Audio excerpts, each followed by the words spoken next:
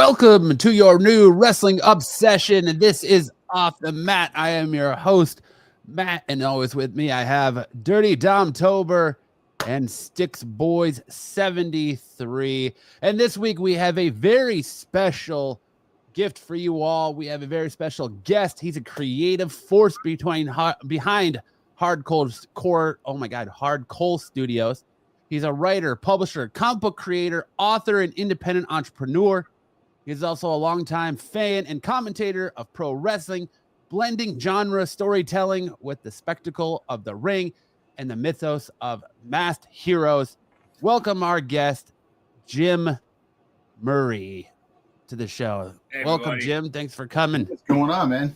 Yeah, thanks for having me. Great to be here. Thank you for coming on to our show. All right. To our shill. So, Jim, why don't you tell our audience a little bit about your history with pro wrestling and comic books, and kind of just a little bit about you. Right. Okay. Well, yeah, it's Hard Coal Studios, right? Yeah, I couldn't get it out of my mouth. That's what she said, I guess, right? Yeah. So I'll be getting some interesting people hitting me up then. No, I'm from the coal region in Pennsylvania. I'm from a small town, Shamokin, Pennsylvania. Both my grandfathers were coal miners. So I self-published a few books. I've always been a writer, and Hard Coal Studios is just like my label. Like, it's just me. It's what I put on my books and whatnot. I'm a long-time wrestling fan. I'm an 80s child. I was maybe the last generation that grew up thinking that, they really were fighting each other and all that stuff. And so there's some funny stories about that. And I'm a teacher by trade. I know if you want me to talk more about the writing or the wrestling, but I lots of stuff happened. It's a long story with me, but I ended up teaching in Asia, and I was teaching in China years back in northern China, and I met an American up there named Adrian Gomez, and he's the owner of Middle Kingdom Wrestling, which is like his own wrestling promotion. And I had met him and went to a few of his shows. He lived in the same city I lived in, and we got talking, and I kind of started bugging him about, like, I was in a phase of my life where I had achieved a lot of things that I want to do. I took care of some things in my teaching career, and I saw the Olympics in Korea, the Winter Olympics in 2018, and I did some stuff I always wanted to do. So it was kind of like that what's next phase of life. So I got talking to Adrian. I said, yeah, let me be an announcer. And he let me do ring announcing for a Halloween show. It was Halloween Frenzy in October of 2018. And then but the truth was he needed a Chinese announcer, right? And he did find a Chinese announcer eventually, but he luckily for me, he kept me on. And as I was like an interview guy, I was like the Mean Gene Okerlund, Middle Kingdom Wrestling. So I would do like backstage interviews. Sometimes I do like live, like at the show interviews on like up on the stage and whatnot. And I did a few other things. I was a bellman for a bit. And then some things happened with my proper job that weren't so great, and I moved down south. I moved to southern China, and while I was there, I got to work with a lot of other promotions, and I still worked with Middle Kingdom Wrestling when I could, but I worked with there are some more groups down south. There was Hong Kong Wrestling Federation. I worked with them. There was King of Pro Wrestling. A good friend of mine, Connor, out of Ireland, him and his friends started a group, Global Wrestling Frontier. And there was Infin Wrestling out of Shanghai, and there's a few others. And I did a show in Korea once, and I did a show in Thailand. I did do one in America years ago, but I'm back right now. Like, that's the wrestling part of it. And I left my proper job last summer, and I'm just back in my hometown. And this is my office up here. This is like Jim Murray headquarters. I have all my stuff up here. That's cool. And so I'm taking some time off to write. I've written a wrestling novel, and I'm some other writing projects I'm doing. So I'm taking a couple months off, and then after the holidays off to get like a proper job, a real job again. So, but this is what I'm doing for right now. But for the wrestling, yeah, that's the quick version of what I'm doing in wrestling. You know what's funny? The funny thing is that you just mentioned that you went to China, right? You meet an American in China. It's funny. Well, it's like you get out of the United States, go to China, thinking about you meet somebody. I always meet that one person there in China, and just that's hysterical, man. That's cool. Mm. That's quite a resume. That is a lot of travel right there. So let me ask you a question. So that means that you speak fluent. No. That's I was a bad American that way. Okay. I know some Chinese, but I should know more than I do. I know other foreigners that speak it pretty fluently. But yeah, I was a bad American that way. Language isn't my strong point, I guess. I guess you don't want the bad words or the things we learned first. Yeah, I know that. Yeah, I had somebody curse me off in the bus one time when I lived up north. I was sitting on the bus and this lady sat next to me and she looked at me and she put her hand like right up to my face and gave me the middle finger and she said in English she said fuck off, and then she said like nishir shabi, which is like you're a bastard, you're an asshole, whatever. Like this, we think like say shabby like something's not too shabby. Well, in Chinese that's a vulgar word. So I was like, wow, that's it's like wow. At first I was mad, but I was kind of like, that's pretty ballsy to just do that to somebody. Hey, people just do it. It's just random stuff. But you got a big resume there. That's a lot going on. The traveling back and forth and getting in. Like, what got you into? Like, I know you like wrestling growing up in the 80s. Like, but what got you being like an announcer? Like watching it. Like, what made you say, you know what? This is what I want to do. I want to try it. I want to try it. Well, like I said, it was that stage of life. It was like, what do I do now? And somebody just like one of my coworkers just randomly mentioned that there was this American guy that ran a wrestling show. I was like, what, really? And I ended up looking. In China, they have WeChat, which is like their social media, their Facebook. So I looked this guy up on WeChat, and then on his like posts he had about his show. So I went to one of his shows, and Edge is a nice guy and everything, but he has this kind of like light voice, whereas everyone always compliments my voice that, I have like a good, radio voice or whatever. Radio voice, yeah. So Adrian's in the ring and he's like, hi, everybody. Thanks for coming to our show, MKW. And I just got it in my head. He's like, he needs me. He needs me like, welcome to Middle Kingdom Wrestling, And he didn't know who I was. He didn't know if I was just some schmo or whatever. So I went to a couple of his shows and I was kind of talking to him and he's like, well, do you have any experience in wrestling? And I didn't, so to be fair, I was like, I'm sure he was kind of like, who's this guy? And then, but this was like spring of 2018 and, not to get too into it, but my job was kind of iffy and there, the summer was coming up. I was going to come home in the summer and there was a question of like whether I was going to come back. And Adrian said like, well, I'm going to do this Halloween show in October. And if you're here, is like, I'll let your ring announce. So I'll give it a shot. And then, so I did it and it was fun and everything. And at the time I honestly thought this would just be a one-off. I'd just be like, I'll do this thing one time. And, when I'm older, look back like, oh yeah, I announced the wrestling show once. That was cool. But he kept me on, and like I said, he found a Chinese announcer which he needed. But he kept me on as an interview guy, and I just kept doing it. And I kept, I made some good friends and stuff, and I got to meet people in the industry and stuff like that. And I just kept doing it. And then, like I said, I moved down south, and there was more groups down there to work with, and so I stayed down there in southern China. I was in a city called Zhuhai, which is like right by Hong Kong. And my proper job was good. I was pretty happy with my job, the teaching job that I had. And it was just more opportunities kept coming up. And I got to work a show in Shanghai last December for Infin Wrestling, and it was sponsored by New Japan Pro Wrestling. That's cool. Yeah, so that was really amazing. And there was a lot of like a lot of big names there. There was there's some people from like the Chinese scene were there, but they brought wrestlers over. They had Bolton Oleg from Kazakhstan. That guy's like a tank. He's a big dude. And then there's Francesco Akira. The Great Okan was there. I got to meet the Great Lariat, Satoshi Kojima. But then they had Yuji Nagata there. It was like the Blue Justice. Yeah, he's considered like one of the best top Japanese guys ever and stuff like that. So I had to meet him. So that was like really amazing. And then in the spring last May, they had Middle Kingdom Wrestling's 10th anniversary show, and it was in Beijing. And I think they never had an event in Beijing before. So I worked that show. I was the ring announcer for that show. And because it was Beijing, there was all kinds of media there. So like there's a lot of Chinese media there. The Guardian out of the United Kingdom was there.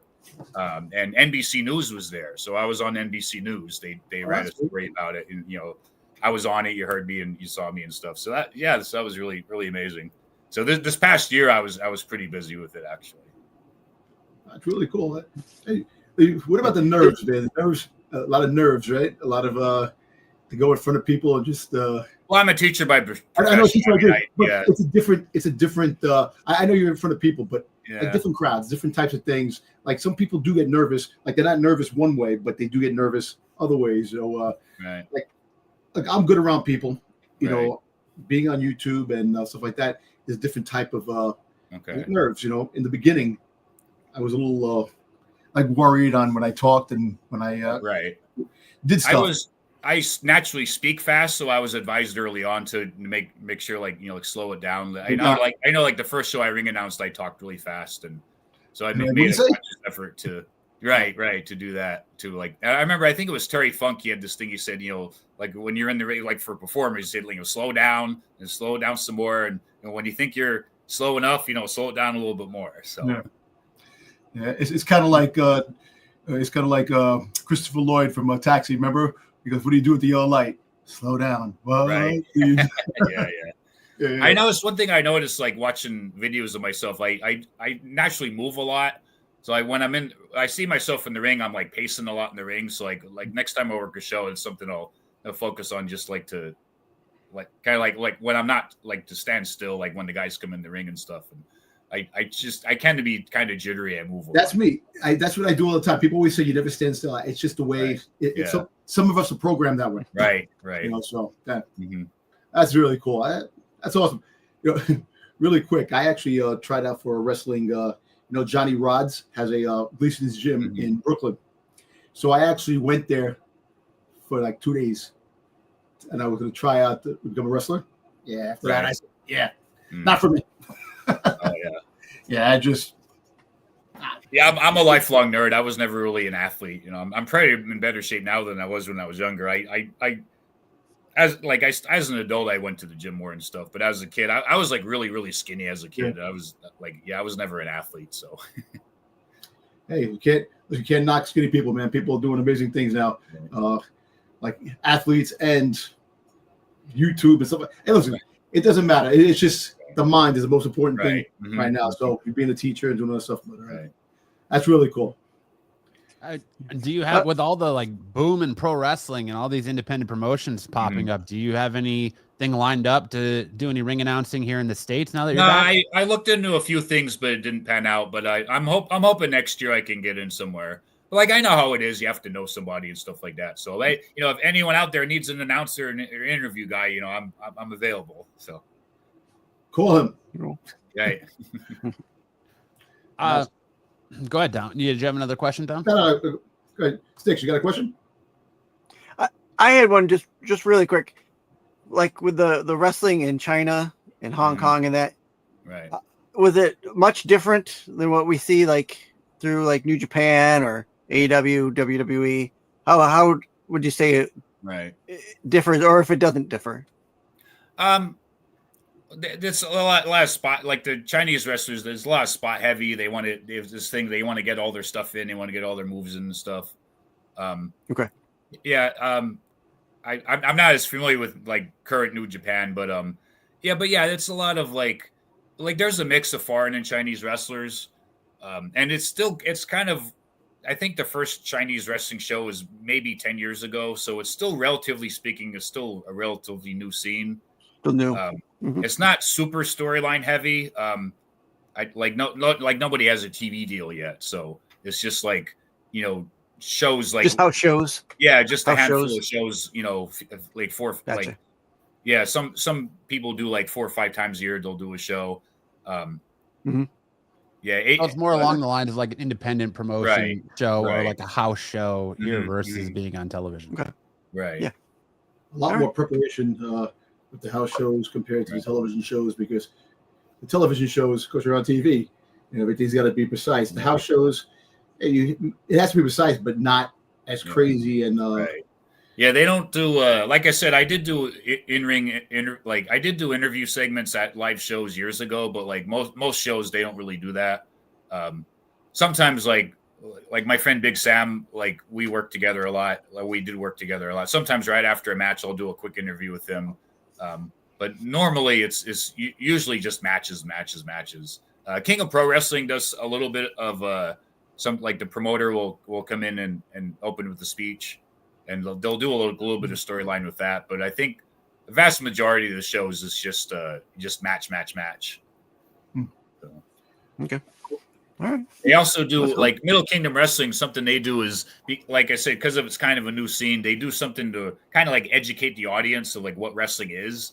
So before the actual show starts, they'll have two wrestlers in the ring and they'll like demonstrate like a pinfall, and like somebody will do the 1, 2, 3, and they'll explain what that means, and like, you know, what it means when they get their shoulder up, and like the submission holds and grabbing the rope, and they'll kind of explain what all that means and try to like encourage people, like, you know, cheer for the villains and boo for cheer for the heroes and boo for the villains. Oh, so they're trying to teach the Chinese people the product or the you know, pro wrestling as they're performing. That's that's cool. Yeah, Really cool. And the kids, like my students, know what wrestling is because it's on TikTok and stuff. Like they know, like I don't think they know like Japanese wrestling, but they know what WWE is. Like they all know what that is. They know who John Cena is and stuff like that. A couple years ago, I think I was working at Bellman at a show, and my girlfriend at the time was in the audience, and she told me after the fact that there was a Chinese woman sitting next to her, and she didn't really understand what she was watching, and she thought they were really fighting each other. And the girl I was seeing at the time, she's Chinese, she speaks Chinese, so she was talking to this person, explaining like what it was that you know how it's like a show, it's and whatnot. Okay. So, but this Chinese woman was like, this adult woman was like confused, like are they really fighting? Are they really going at it? Like, but you see, it's funny growing up and you watched it, and the guy gets pummeled by a chair. He's out cold. Next week he comes back. Goes, how the hell did he come back? Right. Yeah. They took him from the stretcher. I have a funny story about that. That's like I said, I was like, like I was born in 1976, so like my generation was maybe the last generation that grew up thinking it was they're really going at it. So there's a funny story. One of my favorite wrestlers as a kid was Tito Santana. Yes. And he was in a tag team with Rick Martel. They were Strike Force, and they were tag team champions. Yep. And then they dropped the belts to Demolition. I don't remember if it was the match where they lost the belts or if it was a rematch. But at some point, Rick Martel took a chair shot. And then he was actually off TV for like a year. And I remember on TV, like Jesse Ventura and Vince McMahon, they were talking about, Rick Martel has a concussion and he's out, And my mother passed away a couple years ago, and I was really close to my mom. She was a great person. She was a big sports fan. She liked basketball and football and stuff, but she was not a wrestling fan. Okay, so sorry everybody, but she wasn't. So she's, I'm just like, I'm like 10 or however old I was, and she's like, Jimmy, they're not really fighting each other. They're not really doing that stuff. Come on. And I thought, well, wrestling must be real because Rick Martel has a concussion and he's not on TV. So I thought, if wrestling wasn't real, then Rick Martel wouldn't have a concussion and he'd be on TV, right? So I thought it had to be real. So like years later, I never met Rick Martel, but I met Tito Santana. I met him at I don't know if you know Reading, Pennsylvania. Yes. But, They have a minor league baseball team, and they had at the stadium, they had like a wrestling night the one night. So a friend of mine and I, we went to this game, and Tito Santana was there at wrestling night, and you can get his autograph and stuff. So I got his autograph, and I told him the story, and I asked him, I was like, did Rick Martel like get hurt for real? Like, was it some other thing? And here it was Rick's wife had some kind of illness or something. So he took time off to be with his wife. So that's the age-old mystery solved. He came back as a model with Martel. Yes. Not right away. He came back with Tito. Yeah. They fought the Brainbusters at WrestleMania 5, and Rick Martel ate the flying forearm and then turned on them, and then he became the model. The model Rick Martel. That was always in my mind. The model. Just the craziness. Oh wow, that's a cool wrestling story. Yeah. I remember going to Washington Center to see wrestling there. I think it was one of my first wrestling matches. Mr. Fuji was fighting. You saw Mr. Did you say Mr. Fuji? Mr. Fuji. Oh, you saw him wrestle? Wow. Yeah, no. So he was the manager. He was the manager, the manager at the time, and this was a long time ago. And I remember I made a sign, and the sign is not going to be politically correct. If I had the sign, it was because we had the sign that it was just a drawing that. Now, if you do that now, right? Yeah. But taken away from you. It definitely taken away. But yeah, like I've gone to so many wrestling matches now.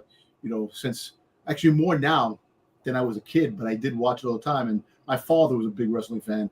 My father used to watch wrestling, but he was more with the humor side, like the Slammy Awards when they had the Slammy Awards, and like King Kong Bundy was in the toilet making go in the bathroom.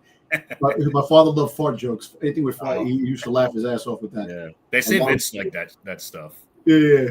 So I remember that, and my father's gone 30 years now. Makes sense. And my mom just is 27 years the end of October that she passed. But yeah, me and my father used to do a lot of things, but wrestling was one thing we sit down and watch, and football and a lot of different things. But I understand. I know how you feel with your mom, that you're close. I was close to my mom and close to my dad, and just that's what life is about, man. But it's just those memories that you can have growing up that make you the person you are now, which is that's cool.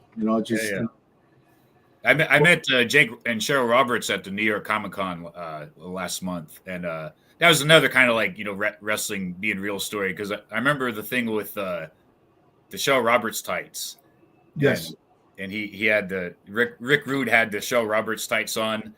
It was like her face was on his yes. Right. And then Jake Roberts cut this promo and he's like, Rick Rude, if you wear those Cheryl Roberts tights again, I'm going to take them off. And then he did, like Rick Rude was in the ring and Jake ran down and like pulled the tights off. And on TV, they had it like blacked out. So it looked like he was naked. Yeah. The same thing. My mom was like, Jimmy, he's not really naked. There's little kids in the audience, And again, I thought, well, wrestling has to be real, because I wouldn't want somebody pulling my pants down just for a show, like just pull my pants down in front of everybody, embarrass me like that. I wouldn't do that just for a show. But it was funny. It had its moments. Yeah. But look, you think about it for kids. Yeah. Look at the 90s. The Attitude Era. The Attitude Era was way past for the kid. Right, yeah. So I asked Jake Roberts about like what was happening with that, and Rick Martel did have like a small piece of clothing on. He was not really naked, but like on TV, it kind of looked like he was naked.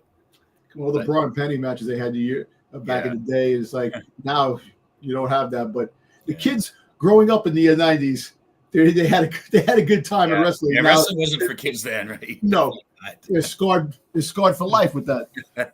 But that was the best time, one of the best times wrestling. I think wrestling was at its peak. Look, we'll talk about what's going on now with the landscape of wrestling. But we always talk about the 90s, with the Attitude Era. Well, the Monday Night Wars, I think, for people our age, that was like the best time ever to be a fan. Like people jumping back and forth and them trying to outdo each other and all that. Hogan was so great as a villain, like as great as of a hero as he was such a great villain. And, I know Hollywood Hogan. That was one of the best personas that he had. When he turned and became the NWO, that was one of the biggest moments in wrestling. Right. And they ran with it, and it was a good job. Unlike the Cena turn. Yes, very disappointed in that. Yeah. So I'm a writer, so I really like Tina Seal. I like his promos, and I'm gonna ruin wrestling, and I'm gonna take the belt with me, and then they just and decided not to do that anymore. They just changed it like that. I was like, what? So, being a writer, do you ever find yourself watching the product and sitting there and kind of critiquing it and be like, I would have done this storyline different, or I would have done this different? Right. Yeah, I mean, I guess everybody does that to a point, but yeah, I mean, I guess I'm not an athlete, so it's hard for me to look at it that way or whatever. But I look at it through like a storytelling point of view. Because I remember in the 90s the Ministry of Darkness, and then was it the Higher Power, and then like they were going after Vince and all that stuff, and then it turned out that Vince was the higher power. Yeah, it's like as a writer, I know, I guess it was like a shocking moment, but as a writer, it was like, you threw all that characterization. Austin, it was me, la, la, la. Yeah. I mean, because if you have some good stuff, WWE hit him up, because they are in desperate need of creative help. Right now. So, but it's like they had all that. They had the characterization of Vince where they showed like a vulnerable side of him and stuff like that. But then it was all, they tossed it all away. So it's hard for me to not have my writer hat on when I'm watching it. So because you think about it, like, we always talk about Vince McMahon, like how his bad side of him, but he was a visionary when it came to wrestling. Right. He knew the product through and through, and right. he made it exciting when it came to a lot of things, storylines. When he was involved, it was always something of a greater story when he was involved, and when Shane was involved, and that type of stuff like that. But yeah. I think if Vince didn't do what he did, just my opinion or whatever, but I think wrestling would still exist, but it kind of be like roller derby. Like you wouldn't know about it unless it just happened to be happening in your town somewhere or something, Because I've heard people say like a lot of those indie promotions, like those territories or whatever, they're dying out anyway. So it's just the indie wrestling things are much better than some of the bigger product too. Sometimes the individual things, like some of the wrestlers you have to do. Like we talk about all the time. We talk about the Robert Rodriguez's the Lucha Underground. That was cool stories. It's awesome. They'll never do that in WWE. Right. They would never have women getting thrown, like Chelsea Green getting thrown through the chairs, fighting Penta, and freaking Io Sky fighting Penta. Yeah. All those things. And you sit there, it's like the corporate machine takes over. And I always talk about it. They know that the corporate entity devours everything that's good and becomes corporized, and to a point where it's unrecognizable, but you're paying big bucks with the tickets. Like, how do you feel about ticket prices and stuff like that that are going through the roof? Yeah, I heard about them going up, and for all the horrible things that Vince did, he sounded like he cared about like families being able to afford his shows. Yeah. But having said that, though, I was listening to a podcast just the other day that just yesterday, I think, that the prices are going up, but the ticket sales are also going up too. So maybe it's just like they realized they were leaving money on the table or whatever. They also just mentioned that the fact that the product is changing, so the prices are going up because it's an evolving product that is becoming more recognizable because of TKO. And it's like, really? Come on. And they say, I guess other stuff's going up too, like football tickets, and like sports tickets, everything across the board is going up. But I know, what is it? 2 years from now, WrestleMania is going to be in Saudi Arabia. Yeah. So it's like I'm not going to fly to Saudi Arabia to go see WrestleMania. That's a big thing. We discussed that a couple of shows ago about that. Yeah. Go ahead, Sticks. What are you going to say? Well, like you said, like us here from the States, we're not going to. Most of us aren't going to fly to Saudi Arabia. So you got to generate your ticket sales from people inside Riyadh, or people that go to Riyadh anyway. Right, yeah. So it's going to be super wealthy people going, right? It's nice if you're super wealthy, I guess, for the rest of us. Oh yeah, I mean, the question is, because when we watched WrestleMania this past year, it felt like there was a lot of people there that didn't belong at a wrestling show. Mm. You got a lot of people who were cheering for the bad guy instead of the good, because they're all cheering for Cena, who's supposed to be the bad guy, right? and they and they're not cheering anyway. So. And they're I think it was fighting Cody Rhodes, right? So they're booing Cody. It was like a whole flip flop, because darn well they didn't sell all those tickets, so they had to give. They were comping tickets on this to whomever. So these guys come in, they sit down, they only know Cena. Cena's the big name, even bigger than Cody is. So that's when we watch WrestleMania. It's gonna be the same thing then, because then you get the same thing with them. Their people who usually and stuff like that, right? Yeah.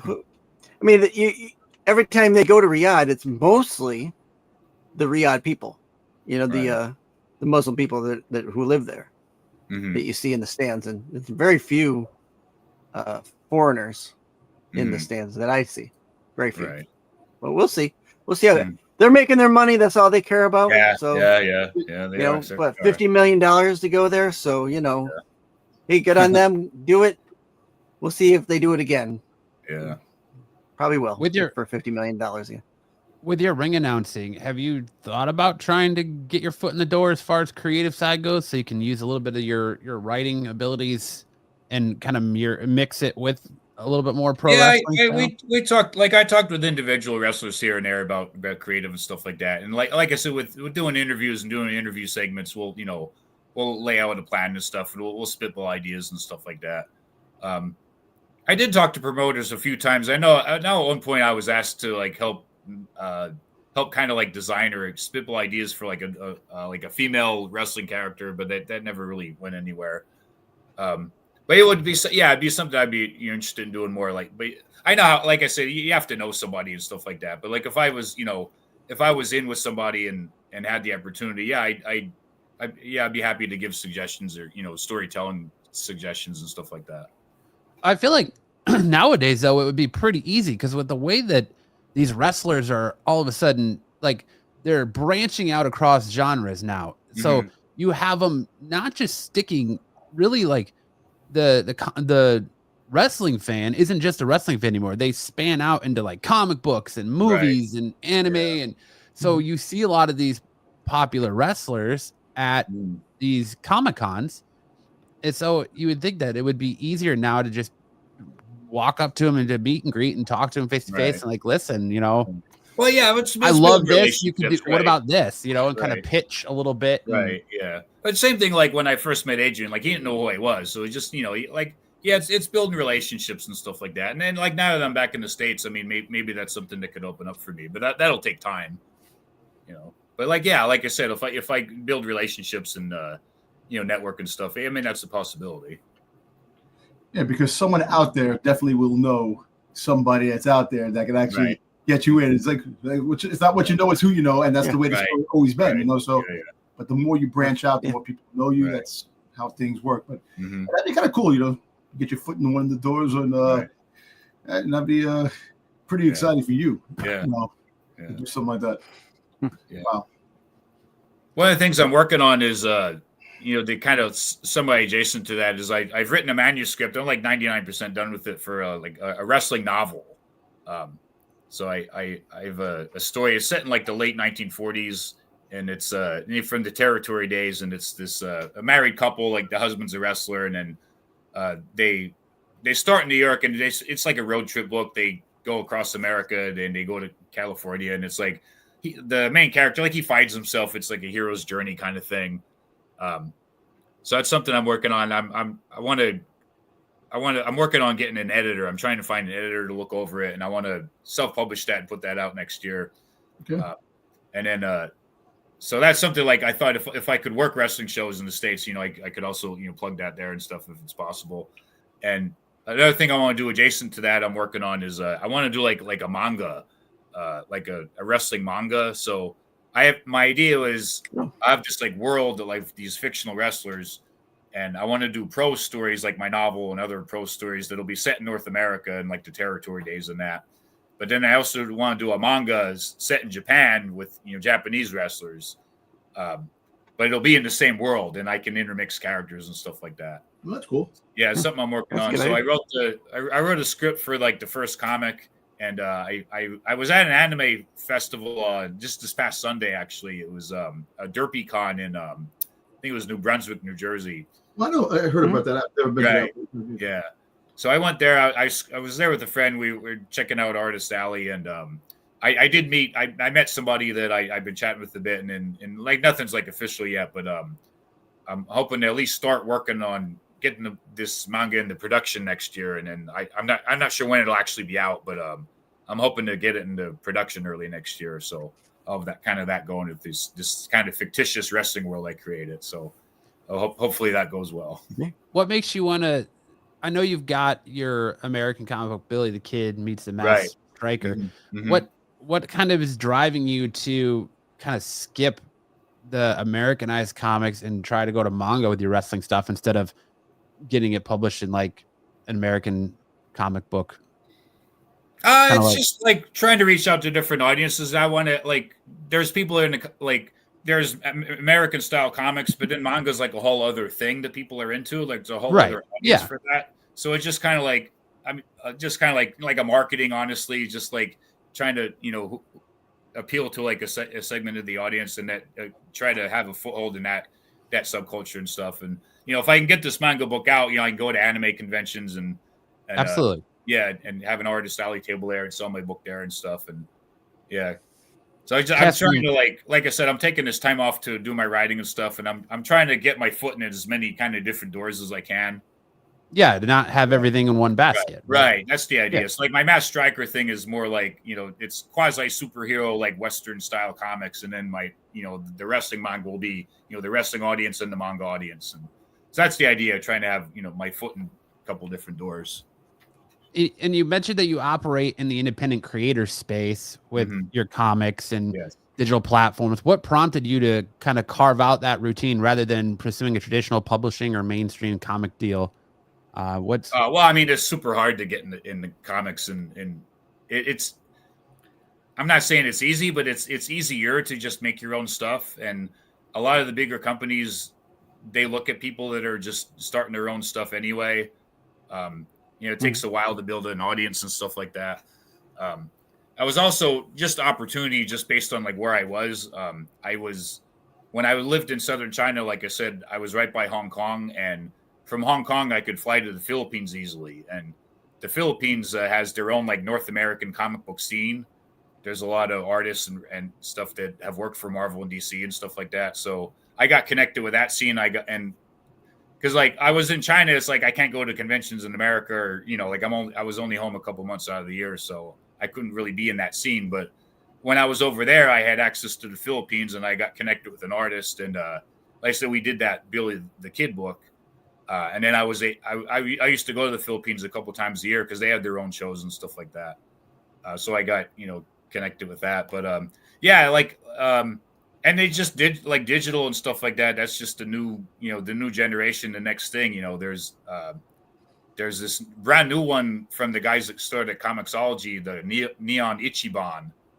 They're not doing indie creators yet, but they said they're working on it or whatever. But there's Global Comics. I'm on Global Comics. That's like a digital website, like a digital comics service. You can kind of like stream comics, and then you can buy PDFs. But like that's just like where the scene is at. If you want to get your stuff out there, those are the things you got to do. There's also Webtoons. I'm not on Webtoons, but I might put this manga thing on Webtoons because that again, that's like the whole other audience. That's just a whole absolutely. Big thing. So right. That's just where, from my vantage point, that's where the opportunities are. And I want to like I have this Billy the Kid comic, and I want to like pitch it to studios for like to pitch a miniseries and stuff like that. Right. But to just start out, it's you kind of have to do something yourself a little bit. Well, have you thought about avenues like? Oh, go ahead, Sticks. Go ahead. I was just gonna ask. Have you thought about going like to avenues like Kickstarter or anything like that? Yeah, I was talking with the artist. I was talking about the manga book. That may be something for that. I feel like you have to. It's helpful to have like a big social media following. I'm still kind of working on my social media following, so yeah, but it doesn't hurt, I'm sure. Something, yeah. Have you looked at going to like? I know you said you went to Baltimore Comic-Con and New York Comic-Con, but like, have you looked at trying to do like San Diego, some of the bigger convention, and do like the portfolio review stuff? Yeah, well, portfolio review, like I can't really draw. I can't draw myself. Well, I mean, they have writer portfolio reviews now. They have the whole. Yeah, San Diego is a big. If I lived on the West Coast, I'd think about it, but that's kind of like that shows like the top of the food chain, and it's kind of like I'm just kind of I'm just like an indie guy, so that'd be something like where I got more established. I get out there, I think. But there's tons of shows on the East Coast. I did a bunch of shows around Pennsylvania, and like there's always a show somewhere between like Pennsylvania and New York and New Jersey and Maryland and that. So it keeps me pretty busy. Speaking about shows, you got a wrestling festival that's going to be in the Dream Mall in Jersey, the 22nd of November.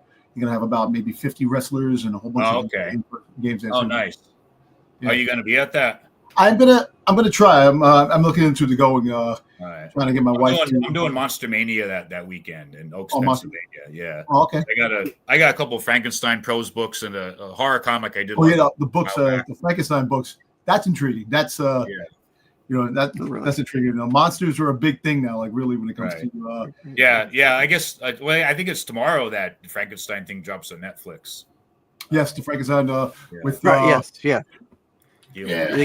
with Guillermo del Toro or Del Toro. But I'm doing Monster Mania that weekend. But that's another thing. Like for my wrestling book, I know they have all these like wrestler like collectible shows and stuff like that. So like once I get my wrestling stories out, that's a avenue I can look at too. So let me ask you a question. So you can do that wrestling on the manga. That means you watch a lot of anime. Yeah, well now I'm kind of out of touch with it, but like when I was in college, I was big into it. Yeah. My day was like Akira and Vampire Hunter D and stuff like absolutely. that. Absolutely. I'm afraid I'm not caught up with the newer stuff. I know like Attack on Titan. I know was a big one, and now there's that Korean one, that Demon Slayer, that K-pop Demon Slayer. K-pop Demon Hunters. Also, one of my favorite. My wife got me onto Dandadan, which is actually a really great anime that just dropped its second season. And we have to wait to 2027 for the third season. But the manga books score like the 200 and 300 already. Yeah, they make them big over there. Yeah. Well, like Akira was like thousands of pages and stuff. Oh yeah. Akira is still a classic. Always will be a classic. What I didn't realize until recently was I didn't know that the comic book didn't actually get finished until like years after the movie. Yeah, I wasn't aware of that. And Vampire Hunter D was a series of novels at first. I didn't know that either for a while. That was good stuff. Yeah, I remember in high school it was like the Sci-Fi Channel. They had like the Festival of Anime on, and they showed, like I remember it was like Robot Carnival. I watched that. I was like, oh, this is kind of interesting. And then they had Lensman, which is like, I know Lensman's like a really old series of novels and stuff, but the Lensman movie was kind of like, it was like Star Wars. But then Vampire Hunter D came on. It was like, whoa, this stuff is crazy. The violence, there's the gore and the craziness. It's like, wow, this is awesome. And, it's like, wow. Yeah, I know, right? Wow. Yeah, you think he's crazy because you think he's talking to himself, and then you realize it's the hand, like it's a separate entity. It's like, wow, that was wild. Yeah, wild shit. Yeah. That's stuff. But that I'm looking forward to that manga wrestling. That sounds good. You can have like a kaiju, like the great kaiju. Yeah. That's cool. That's cool. Is you keep it like if you get like into like the anime stuff, and like I said, people love anime. So that's a whole world of stuff. You think people like Star Wars and stuff like that? There's a huge following with anime and stuff like that. So a lot of fans, right? Hardcore fans, right? Yeah. I'm only like 3 hours from Washington D.C. and that's where they have Otakon, the biggest anime convention, and stuff like that. So yeah, there's like I said, there's a lot of shows around here. And so. You got the big one here in New York City too, the anime convention in New York City. Right. Yeah. Mm-hmm. That's cool. So, like, you were in Baltimore. You were pitching.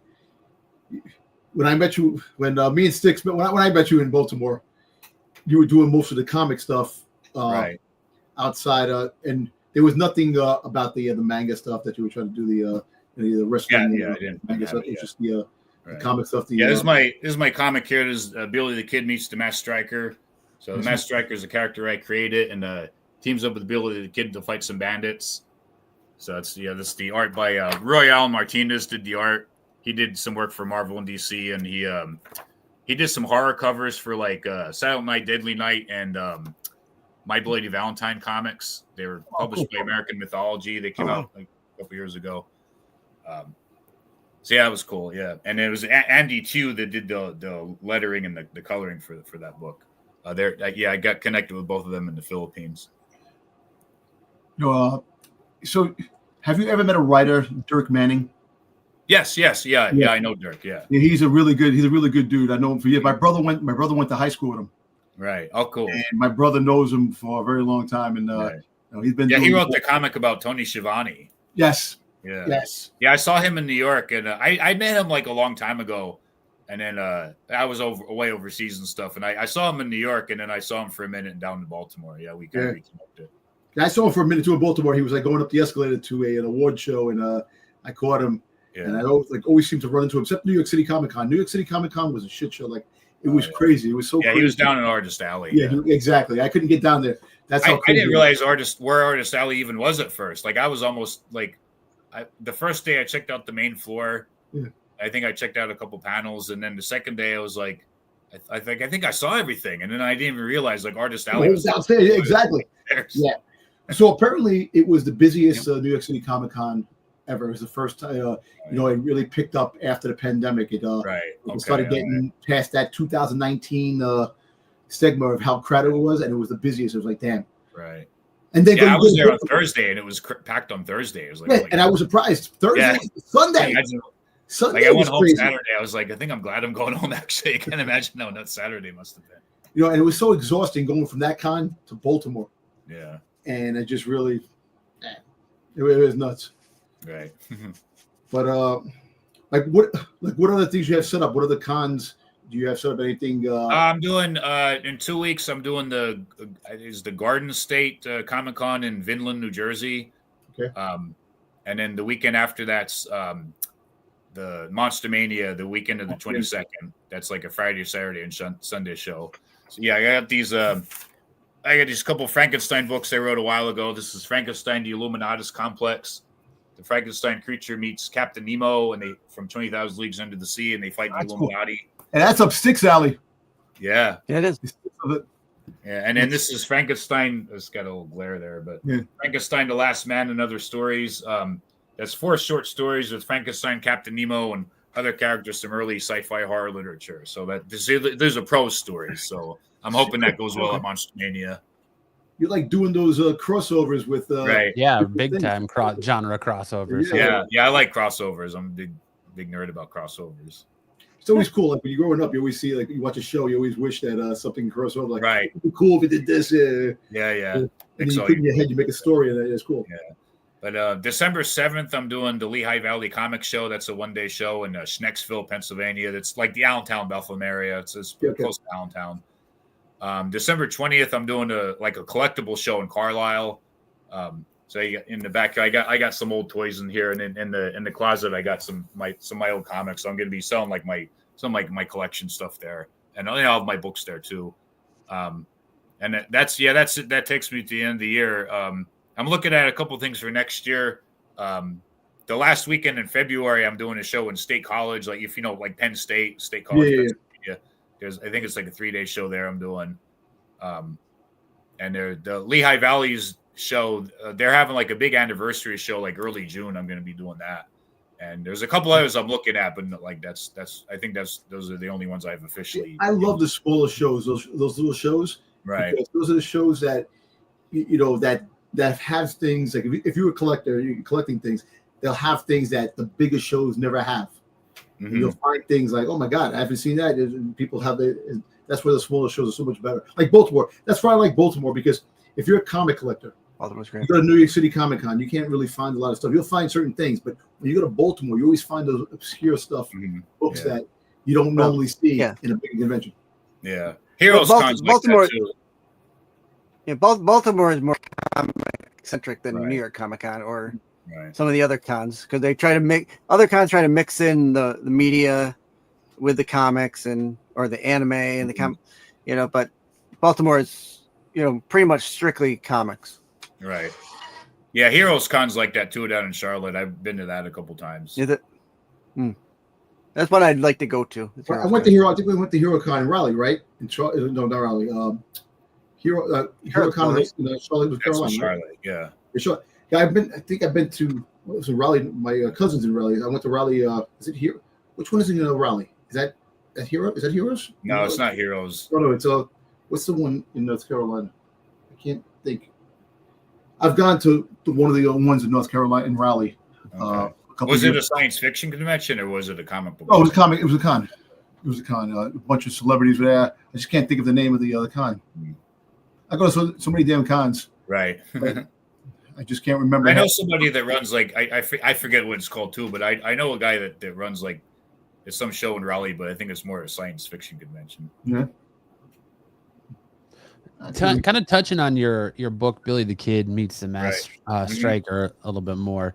You're kind of merging, like we were just talking about, your genre merging. You're merging this mythical, well, I shouldn't say mythical, but mythic, larger than life kind of entity in Billy the Kid, right? With the masked vigilante hero. How did your interest in pro wrestling with its masked figures, personas, and showmanship, and inform your design for the masked striker character? And what does that merging of genres say about kind of your identity and process when you're creating these characters? Okay. Well, I don't know if there's really wrestling influence in the Masked Striker, but it's just like I had an idea for like I'm trying to work on a series of stories, and I'm kind of starting in the Old West. So it is like kind of quasi superhero, but it's a one and done story. It's a one shot story, and like I said, I want to use it to like pitch like a 4-issue miniseries. But the Masked Striker, he's like this kind of guy with a mysterious past, and we don't know what he really looks like, but he can kind of like sense where evil is. And he's kind of like quasi supernatural, and he has these two allies. There's Sammy Woods there with the gun. She's like the gadgeteer of the group, the technology person. And then here there's Silverfoot, and he's got this. He's a Native American, and he has this axe, and he believes that this axe belonged to like an ancient warrior from like a mythic time, like a long time ago. So it's just a start in this world that I'm working on, and so I'm hoping to do more. And I have a prose story on my website, on my blog. The Masked Striker meets it's called Night of the Deer Woman. The Deer Woman's a character from Native American folklore and mythology. So I have that prose story online, and I'm working on. I've written 2 other short stories. I'm trying to do a 4th one. I want to put in like these would be prose stories, but they're these Masked Striker kind of Weird West stories. That's another thing I want to put out, like a book I want to put out for that. And so that's like I said, so that's like a whole separate world than the wrestling thing. But yeah, that's that one angle thing that I'm working on there. So I know a lot of creators kind of fear of being defined solely by one genre or medium. Right. Is that kind of why you find yourself mixing your mediums a lot, and so you're not being pigeonholed into one section, and you can you're not backing yourself in a corner? You can Yeah, and like I said, also evolve. For the audience, like for what audiences I can reach, like I said, so this would be like kind of sort of like traditional Western superhero comics, and then there's the manga, and then there's wrestling, and I have horror stories. So yeah, I've always been interested in all these things. So I like monster movies as a kid and stuff like that. So and it's just also just for your creativity, so you don't creatively you don't put yourself in just one slot. And but yeah, and a lot of people they just have like one thing or one idea that they're hoping hits big. So I'm just trying to do like a bunch of different stuff, and then I hope it's all successful, of course, but I figure if I try to do like a handful of the things, maybe I'll get really lucky with one of them. Hey, so good, man. And listen, maybe you get lucky at all. Yeah, right. And I love doing it. Like I'll do it as best I can, and wherever it takes me, But it's like it's not. They say, what is it? Not about the destination; it's about the journey. I'm happy doing it. I'm happy going to the shows. I'm happy to meet people and stuff, and it's always been fun. I mean, there's work to it too, and there's bad sides of it too. But of course, I enjoy doing it, and I'll always try to do it as best I can. And what's good about the thing too, that you have a you're traveling aspects. Traveling to Asia, traveling to all the places gives you a lot of inspiration, to a lot of insight for story wise, because you'll see something that you normally won't see, but you won't see it, and it'll bring something to your attention, like, what, this would be cool if I did this. And that's what's cool about the traveling aspect too, because you see different cultures and different aspects, how people live, and that gives you a good idea on storytelling too. That's a lot of writers do that, man. A lot of writers definitely get their inspiration from travels and what they see. Right. Yeah. That's cool. Yeah, I think I kind of had to like be a traveling person for a little bit. I think like when I was younger, I think I didn't really do a lot, and I was like really shy when I was a kid and stuff. So I think for me, for my creative side, I think I did kind of have to like go out and travel the world a bit before I kind of hunkered down more and did this stuff like I'm doing now. So you get that book, that road trip book that you did too. Oh yeah. That's I have that. I think I have that. So that book is basically your travels. Right. Yeah. It's the What Will We Know Tomorrow? Tales of the Great American Road Trip. Right. Yes. I had taught in Korea in like the late 2000s, and I came home in 2011. And when I first came home, I did like what I'm doing now. I took some time off, and I in the 2000s, I don't know what made me think of it or whatever, but I got in my head about doing a cross country road trip. So then I was back from Korea, and I had some money saved up, and I had I still had my car, and I went out to see some people. I lived in the Midwest at one point. I went out there to visit some people, and then I'd never been to the West Coast, so I went out to California for the first time, and I knew somebody out there, and he showed me around like LA and stuff like that. And then I went back, and before I went home, I went to the New Jersey shore. So I saw both oceans in the same trip. Like, I saw the ocean in California and the Atlantic Ocean. So when I came back, a friend of mine asked me if I had kept a diary, and I had not.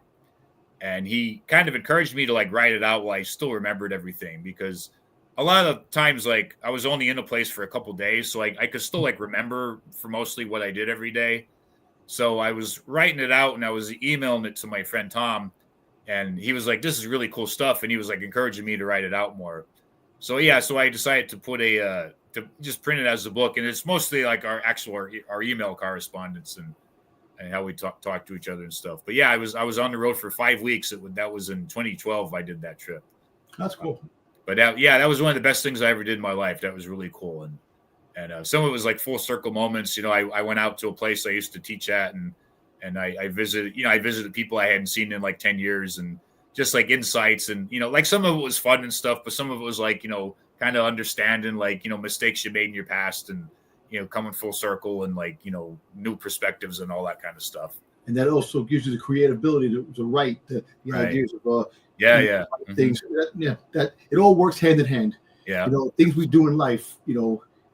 It's a lot of inspiration to a lot of things we do in life. Right. And that's why a journey finding yourself, Right. in a road trip. That's one of Yeah. the best remedies to having a nice cohesive mind thought on things. It's cool. I like that. Yeah. You have your irons in a lot of fires Yeah. creatively. Yeah. And that brings me to think about legacy a little bit, and in the next generation, and kind of what you're going to be remembered for. So looking ahead, I'm going to ask you, look ahead 10 to 20 years now. Wow. What do you want your body of work, whether it's comics, interviews, Right. wrestling adjacent, storytelling, to Right. say about you? And what do you hope younger creators will borrow from your journey? I think, well, as far as like kind of advice, yeah, just do it. Like you have to go by the core of who you are as a person. If you have a certain talent or a certain interest, you have to just go for it. As far like, I guess I want to have a body of work that people respect. I hope to be able to, write a good handful of books and comics, and I have a body of work that people respect. I get, like I said, in my teaching career, in my younger days, I had some ups and downs, and there was a point in my life where I got some recognition as like being a good teacher, and teaching is the most important thing I've ever done in my life. So that, like I never had kids with anybody. I'm not a parent. So, and I like, again, I like, of course I love the comics and I love the wrestling, but being the teacher is like the most important thing I've ever done.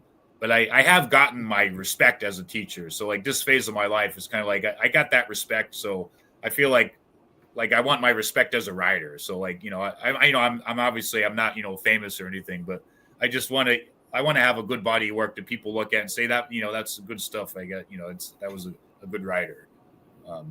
Especially for my hometown, for my area, or anybody at all, just inspire people to just do what you love, but it's also, it's hard. It's not easy. And nobody owes me anything. And, like this stuff, I want to do this manga, I can't draw. So like, I have to go to a show and talk to people and meet somebody. I almost didn't go to this manga show, actually last Sunday. A friend of mine and I were talking about it. I was like, oh, maybe we'll go, but we won't go. It's like, yeah, we got to go and do it. And then I met this particular person, and hopefully something good comes out of it. So sometimes you just have to roll the dice and see what happens and go for it. Yeah.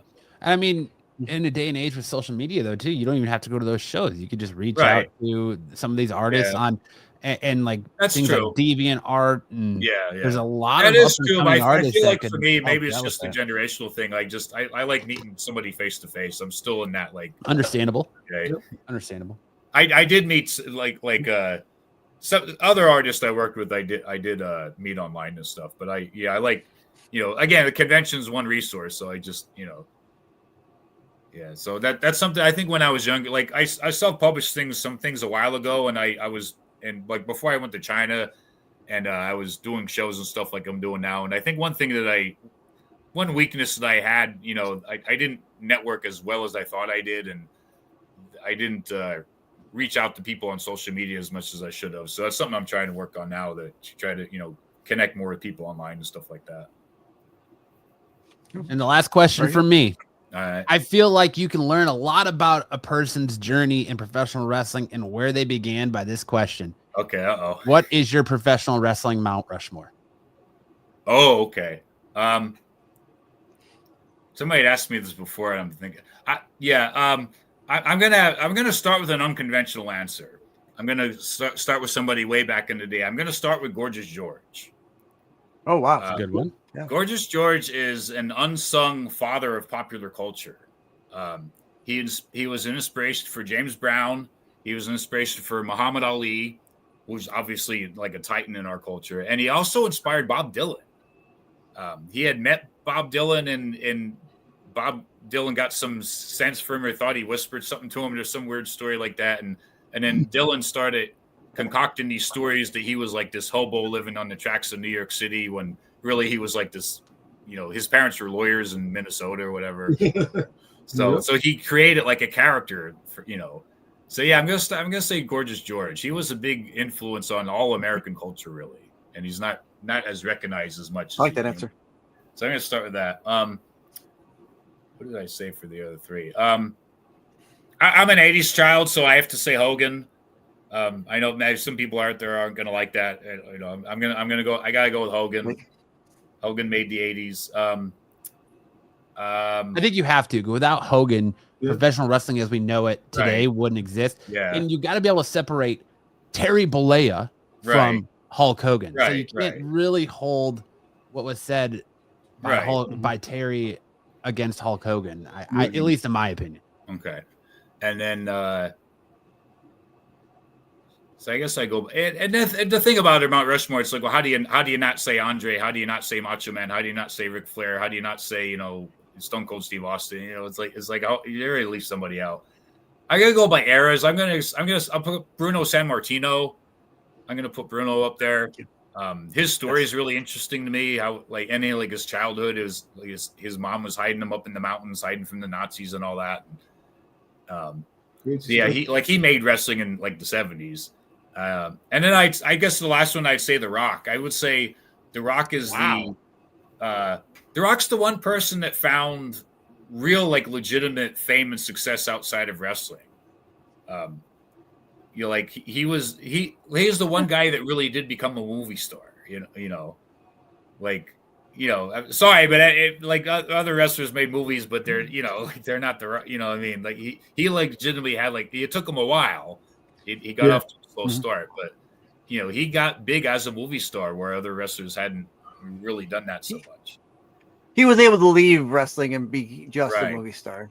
Right. Hogan did acting, but always came back to wrestling. Right. But he did make mega successful movies too, No. Mr. Nanny wasn't a box office smash or whatever. Yeah. Wasn't it? No. It wasn't. Yeah. Well, the Rock. I have a friend who lives and dies by No Holds Barred, so. Oh, No Holds Barred. What does that smell? What's that smell? Yeah. I remember thinking in the 90s or in the 2000s, I was kind of surprised Stone Cold Steve Austin didn't become an action hero, but I think, from what I understand, I think he didn't really like doing movies. I think he really enjoyed it. And the other thing is, I think for The Rock, obviously, he has a sex appeal for the ladies or whoever.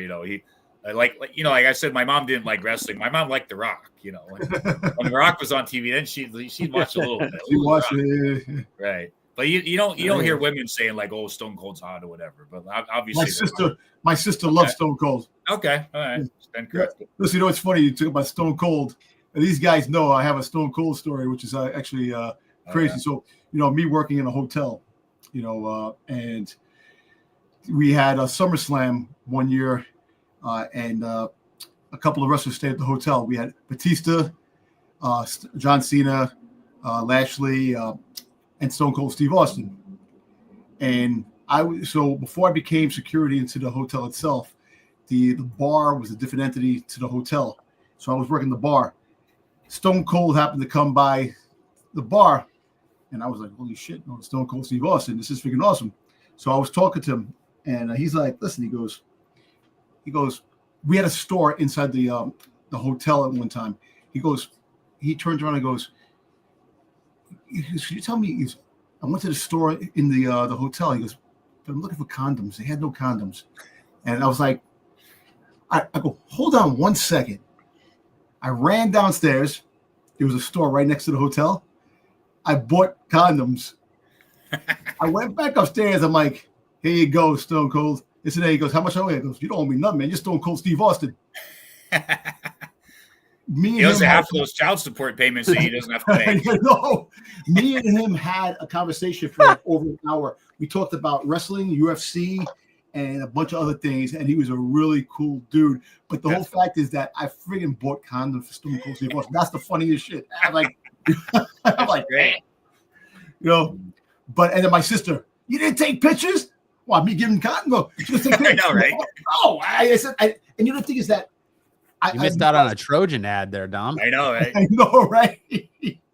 Because Stone Cold said so. Condoms. No, but at the time, I don't take a lot of pictures with a lot of people because, really when you're working in a hotel, you don't want to be like, that type of. You're like on the job, right? Exactly. So I didn't take any pictures, which I could have, and it would have been cool to have those pictures of like me and Stone Cold, like Stone Cold's cool. Like the Trojans in the middle, right? The Trojans. Somebody told me, what size you get, Magnum? I'm like, I don't know. I just got condom. I don't know. Stone Cold size. Size 316. Eh? Exactly, Magnum 316.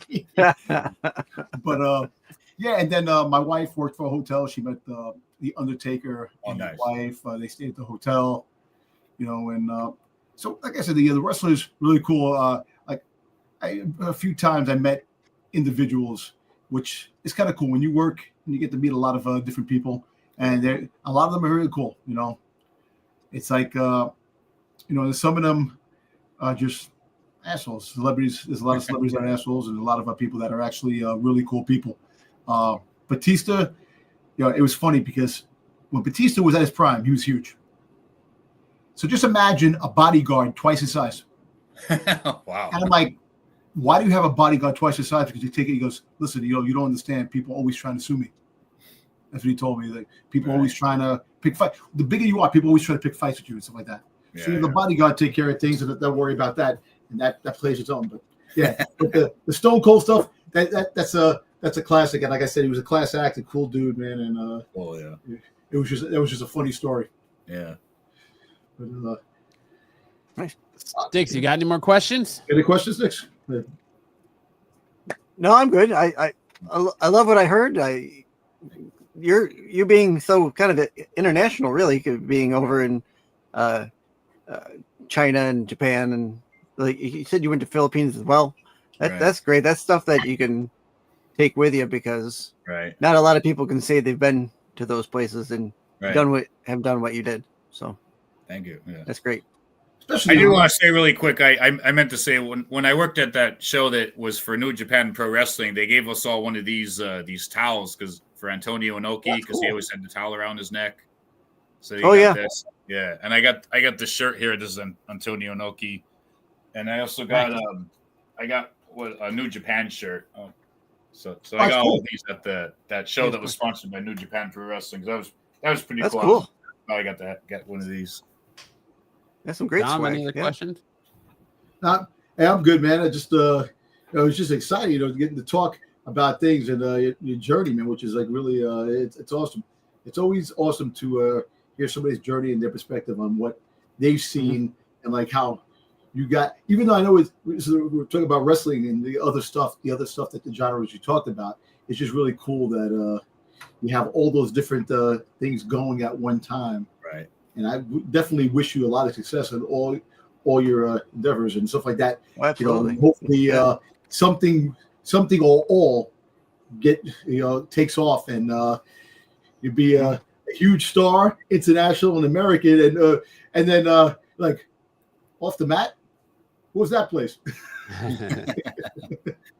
No, thank you, man. I appreciate the fact that you took your time, but I don't know. I promise if I become famous, I promise I won't become a jerk. So you'll be all right. No, we were just wondering. We have a little bit of the show left. Would you want to hang out? We'll be talking about a couple of things. Sure. A couple like our picks for Saturday Night Main Event that we had, and okay. Some news. Before we get into that, Dom jumping the gun. Why don't you go ahead and tell people where they can find you, what you've got coming up? Okay. We do have your links in our description down below, but just let people know what you got coming up, what you got out there, where they can find you, and pick up your books and stuff. Yeah, my main website is hardcorestudios.com. So I keep a blog there, and I have links to my other stuff. I'm on Instagram as Hardcore Studios. I don't really do X or Twitter. I never got into that. I do have a YouTube channel. I'm not very active on YouTube, but I do have like Hardcore Studios on YouTube. I have like some interviews on there. Like my friend Big Sam, I have a bunch of interviews on there with him, and like the group of wrestlers they used to have called The Stable, and I have some other stuff from like Korea and China and other places. Some of the wrestling stuff in there. My global comics with an X. I'm on there. You can get like a digital copy of my comic book on there. I have a site on Lulu.com for my prose books. And like I said, I'm doing the Garden State Festival in Vinland, New Jersey in about 2 weeks. And then the weekend after that, the weekend of the 22nd, I'm doing Monster Mania in Oaks, PA.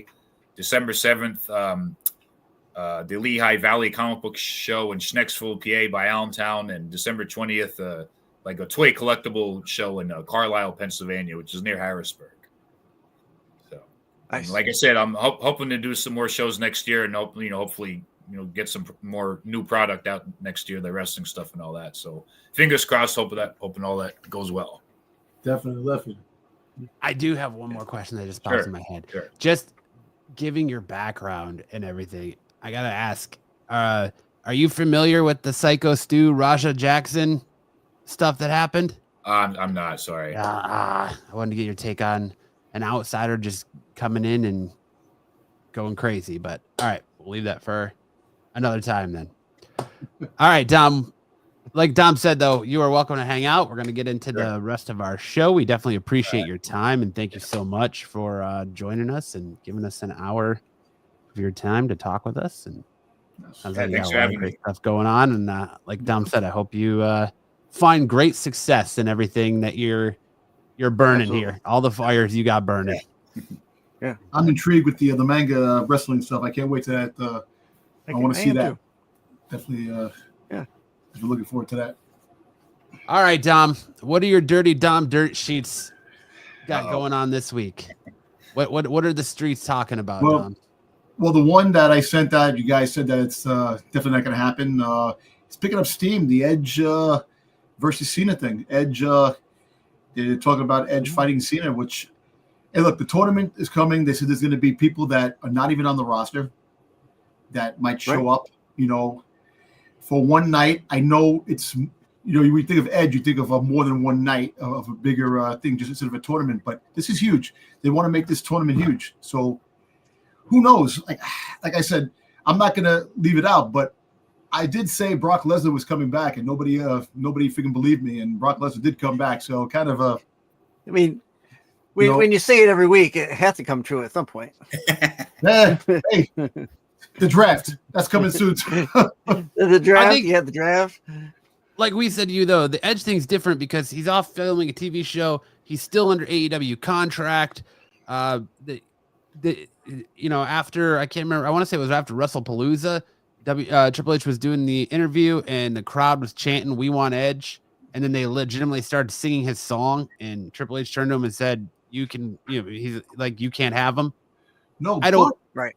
I don't see Edge coming, and I I love your enthusiasm that WWE wants this event to be huge, but the first 2 matches they've already announced are kind of booty cheeks. But let me ask you something really quick. They did release the footage of Cena versus Edge. Yeah, I think they're trolling people. So I don't know, man. They did that with Brock Lesnar too, and Brock Lesnar came back. So that's what I'm trying to say. It could be a troll. I know they do that, but why would a company do a big troll like that? You know, the fans. You got back Ron Killings. They still didn't bring back Karrion Kross and Scarlett, which really pissed me off. I'm hoping that one day they do come back to WWE. But I'm you know what? Like I said, it would be cool if Edge did come back because Edge was a big part of the Cena feuds in the early 2000s, man. And kind of like if you really want this to go to bang, and look, they have to make up for the shitty heel turn that they did with all that. They could have did better. And if you look, he fought Jake Paul, Logan Paul. Logan Paul, you mean? Logan Paul. He fought Logan Paul. He fought Ron Killings. R-Truth. Some of those fights really weren't Cena-esque, which can make the huge pop. Imagine freaking Edge's song comes on and he comes out and he fight. The crowd will go ballistic, and that's the pop that they need. You want the things to start declining. You get something to make the declining of ticket sales because the price stop and people are like, holy shit, they really got Edge.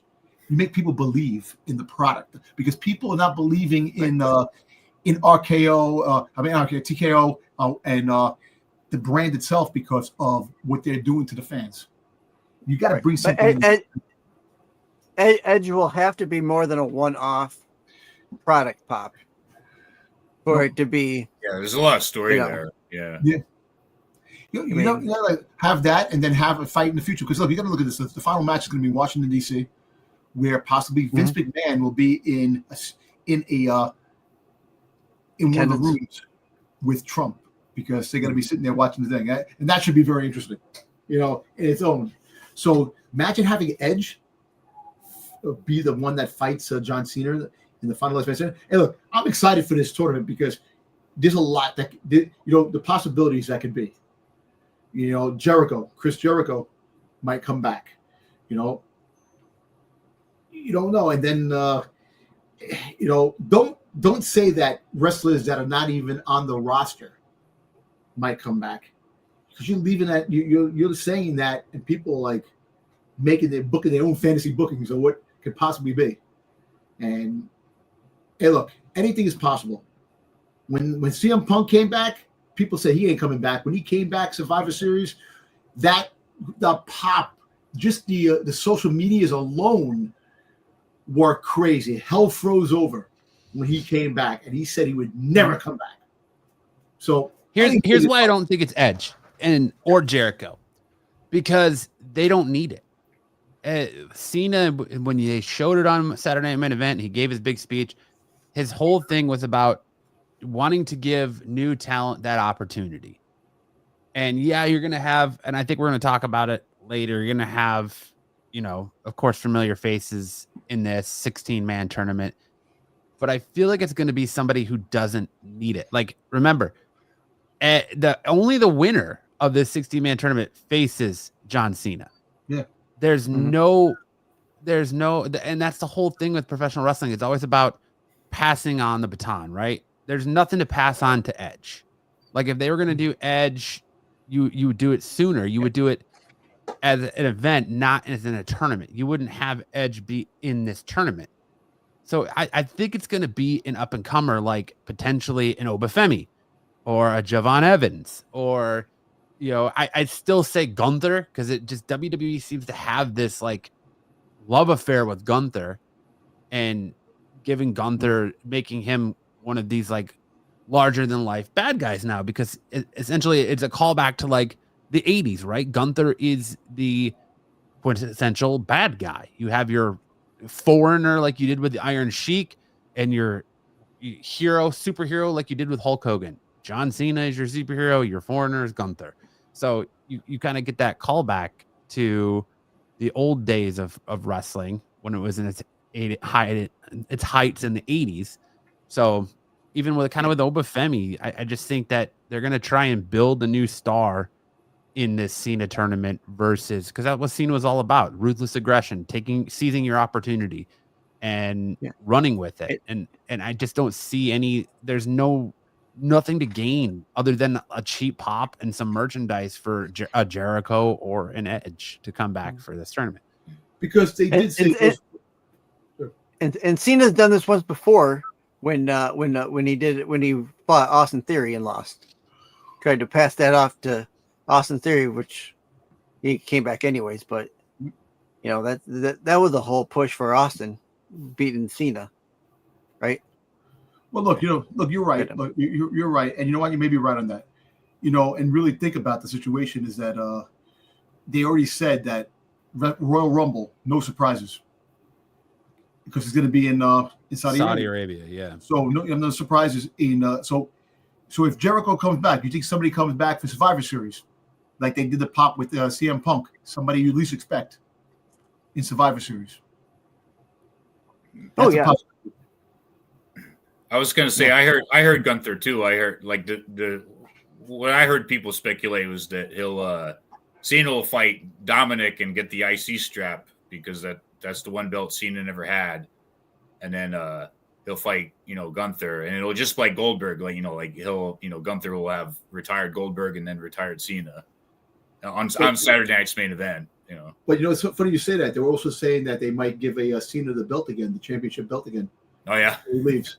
So, well, I mean, that was just started by Punk saying that if you want to hit 18 before you leave, you just bring it. But yeah. I've been saying that. I mean, I'm going to toot my own horn there. I feel like I started that narrative months ago because I've been talking about that months ago. That it gives Gunther this. They ultimately want to work towards Gunther versus Brock Lesnar at WrestleMania, and it gives Gunther. Because you have Brock Lesnar win the streak, it gives him clout to face up against Brock Lesnar because Gunther can claim, hey, I retired Bill Goldberg, I retired John Cena. Then you have Brock Lesnar. Well, I beat the streak. Yes. So it makes that match between Brock Lesnar and Gunther just that much bigger and a much more of a spectacle when you have both of them have these crazy resumes like that. But who knows? I just, like I said, I see it creating a star like an Obafemi or a Javon Evans or, of course, I want to see Matt Cardona in there, but I don't know how many outside people are going to really show up. Maybe two or three. And then you're going to have NXT guys. So most likely it'll be Obafemi. It'll be maybe Ethan Page, my boy Ethan Page. Hopefully he gets a chance, that you might get Ricky Saints, might be another one that comes in. And then with the SmackDown roster, you have the regular SmackDown roster people and the Raw people. And then outside that, any AAA, you think of any AAA people from AAA might come in? Mystery Iguana. I don't see why not. TNA. I really don't want Mr. Iguana being this right? So that would make sense. I really don't want to go on in this tournament at all, personally. Just because I'm not a fan of the gimmick, but hey, right, it's a money making gimmick. You got a guy green and he's a freaking iguana with him. Yeah, I guess if the crowd likes it, it's good, right? Exactly. People like that. True. And he's a well liked, a larger than life character. He comes out and he walks like an iguana and this and that. And people freaking love it. So. AAA was put on the map. They, nobody watched AAA until now because now you have this, and it's like you have all these new characters that they're. I'm telling you, man. Whatever. It's just amazing watching some of the performers in these other types of wrestling venues that you never really see, and it is like they're amazing, and. It's like, why haven't I watched this all my life? Because it was never on the spotlight. Because everybody like some people I watched AEW when it first launched. I don't watch it as much, but I do keep up with it to see what's going on here and there. But it's always hard to find like when you're with the WWE, you're a WWE for life. And I did watch WCW back in the day because it was interesting because they were taking cracks at back and forth. The Monday Night Wars were big, and that's what made you watch both shows because you're like, shit, what are they going to say about the WWE this time? What's WWE going to do that's going to mimic? So it was like really cool. Like now it's just, it's like it's just a bigger thing now. Like you go outside, like New Japan, like those dudes are freaking awesome. And you have a lot of people who came out of New Japan, and you have a lot of people that New Japan has that you would love to come into the mainstream wrestling, when their contracts are up. So like I said, the door's open now. Like I think that everybody can play nice if you really think about it when it comes to wrestling things out, because the opportunities are there, and it all takes is just some talking ability and playing nice and seeing how things go, and before you know it, you have a partnership. You have people that you normally don't see cross over. I don't think that's ever happening between WWE and AEW, especially after WWE just hit what's his name? El Idolo. Andre. I forget Andrade with that 1 year non-compete after showing up on AEW TV, and Tony Khan trying to do damage control and like completely erase Andrade from ever being in AEW. I don't think there's ever going to be that working part. There's no way. I was thinking you're talking about Edge being against the non-compete thing. Yeah, but we'll get into more of the Cena stuff in a little bit. That tournament.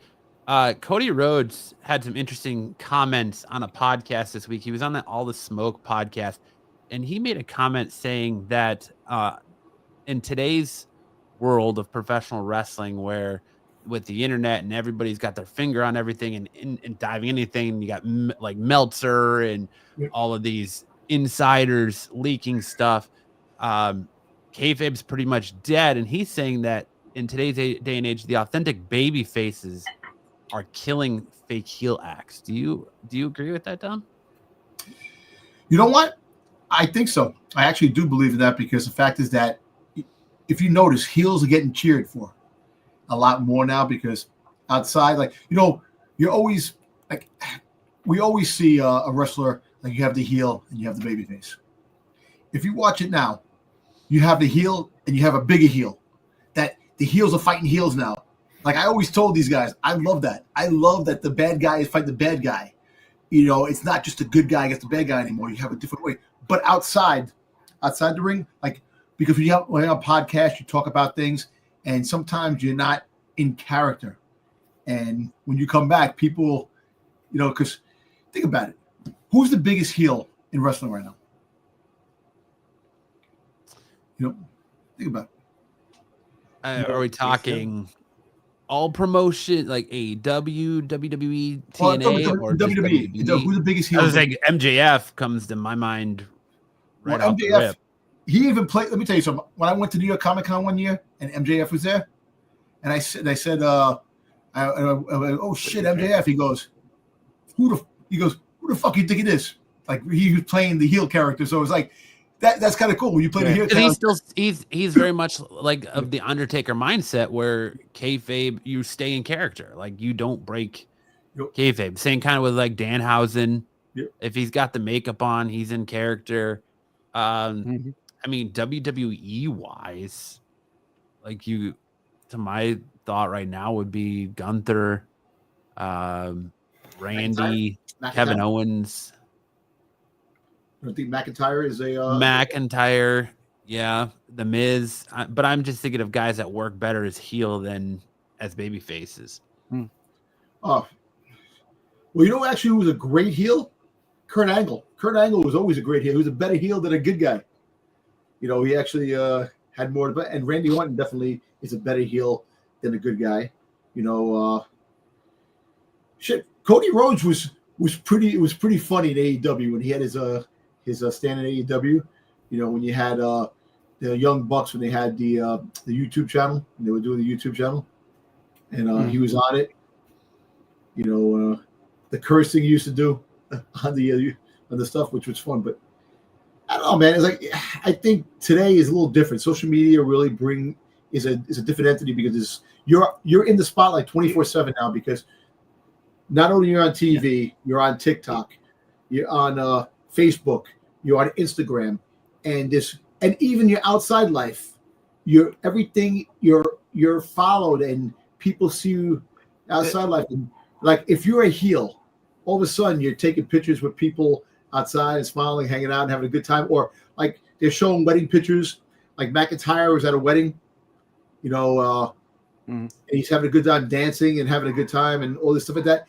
It makes you hard when you come back, because they actually use your real life in your in the promotions too as well.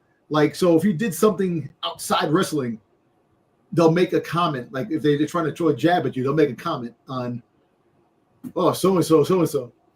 And it's like, so you can't get away from that. And I think it kind of kills the thing because back in the day, back in the Vince era, you never really saw a lot of outside the ring stuff. It was mostly I mean, there was no social media. You'd get Wrestling magazines, and they don't show personal spots. If it was on a talk show, you still act the character you are. Look at the King Jerry King Lawler and the Andy Kaufman thing back in the day. They keep saying, was that real? Was that this and that? And if it was still, you're still playing the heel part. That was a successful thing because to this day, people still talk about it. Well, I think that is going to stand the test of time because sadly Kaufman passed. So we can't ask the source, exactly. Hey, what is it? Is this real? You can only get Jerry Lawler's perspective from it. But I think the wrestling fan though too has evolved, and with, like you said, social media, everybody having one of these in their hand and being able to take pictures, and the education and intelligence of the wrestling fan has evolved so much that like the fans are going to cheer who they want to cheer for. We saw that with the John Cena heel turn. That's half the reason it didn't work, because nobody wanted to boo Cena. Nobody cared. And I think now to draw good heat as a heel, you have to give people a reason to not like you and not cheer for you, and just whining about, them wheeling you out there and you bitching and pissing and moaning like Cena did for months about, oh, well, you fans never backed me. Like you're not going to buy into that because it's not real. Like now with the Vision, that they held the Vision out of the Royal Rumble and that because they wanted to cheer for the Vision as a babyfaces because it's Seth Rollins. Look, you know what's funny? The thing that makes me laugh, the whole story with the Vision, the whole thing with leading to that, the whole thing with Cody Rhodes finishing his story. He fought Roman Reigns, the big dog. He fought that dude that was the most dominant dude for 3 years, carrying the belt and being the biggest heel in WWE. He beat him with the help of Kevin Owens, Randy Orton, Seth Rollins, and a couple other people, McIntyre, all these things. All of a sudden, slowly, McIntyre turned bad. Kevin Owens turned bad. Seth Rollins, so all because of that, but they still cheer Roman Reigns. Meanwhile, he's still the biggest heel. He's still a heel. And everybody left, Paul Heyman that left him, all these things saying they make everybody who left that circle, they call him bad, but they cheer Roman Reigns. Meanwhile, Paul Heyman got thrown through a table by freaking Solo Sikoa. And all these things, when Roman Reigns lost, he left for a couple of months and no one saw him. But they boo the people that had a right to evolve and change because of what Roman Reigns did. So Roman Reigns had an effect on all these guys. And Cody Rhodes teams up with the dude that he beat, that he had everybody help him, and don't think is a problem. So I can see fans cheering. So fans are like, yo, you gonna do this story on us? We're gonna cheer for the bad guy. We're gonna cheer for that. And the WWE doesn't know what to do because you bring out the bad guy and people are cheering and they're singing. It's like, this is crazy.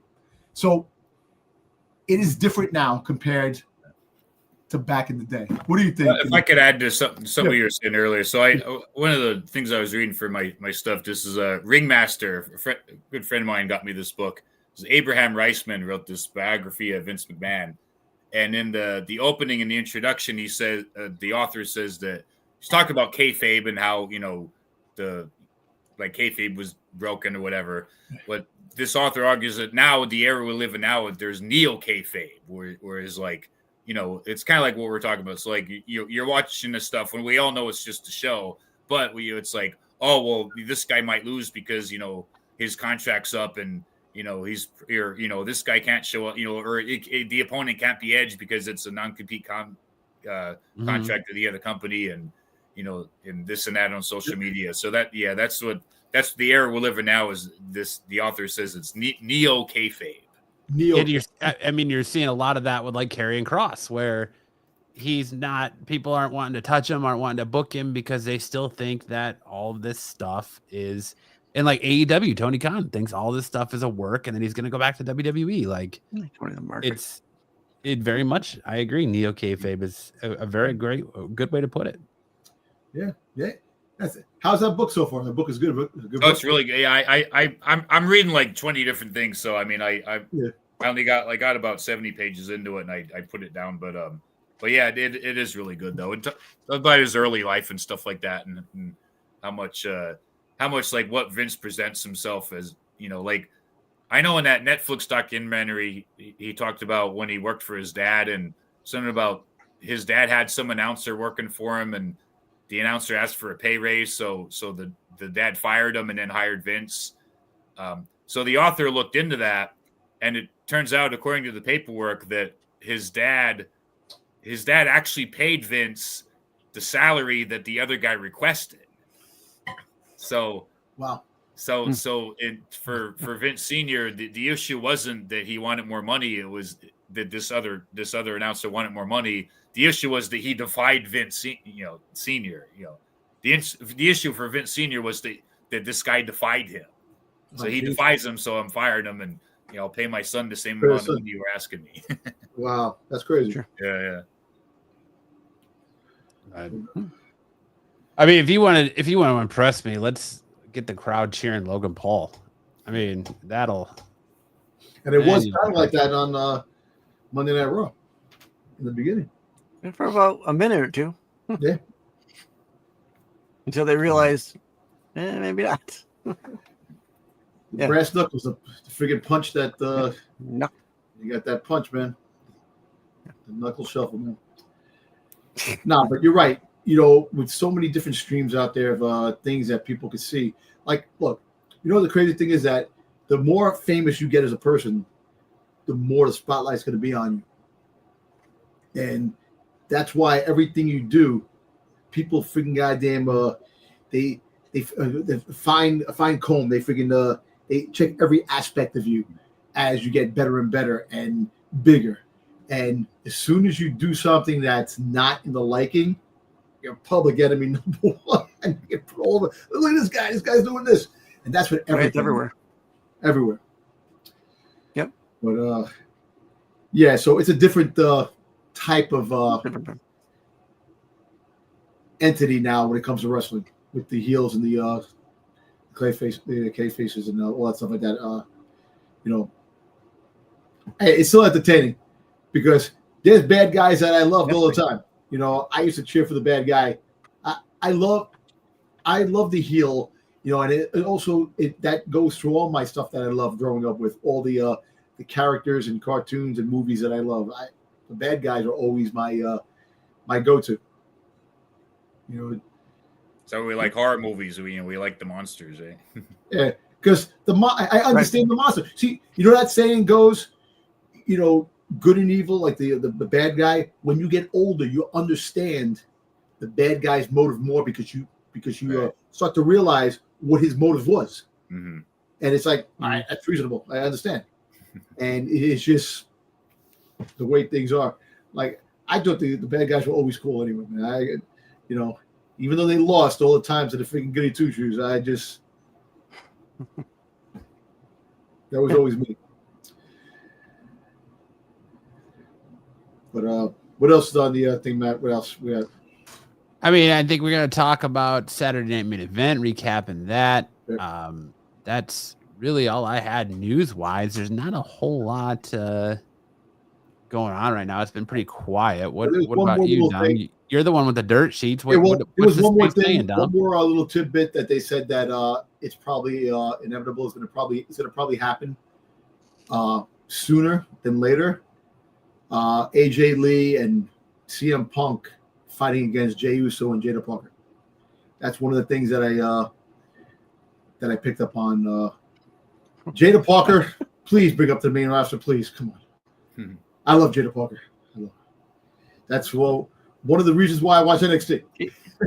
But yeah, she gets no love on NXT a lot. But the fact is, well, I can see that guy. I think Jay is going to wind up turning heel.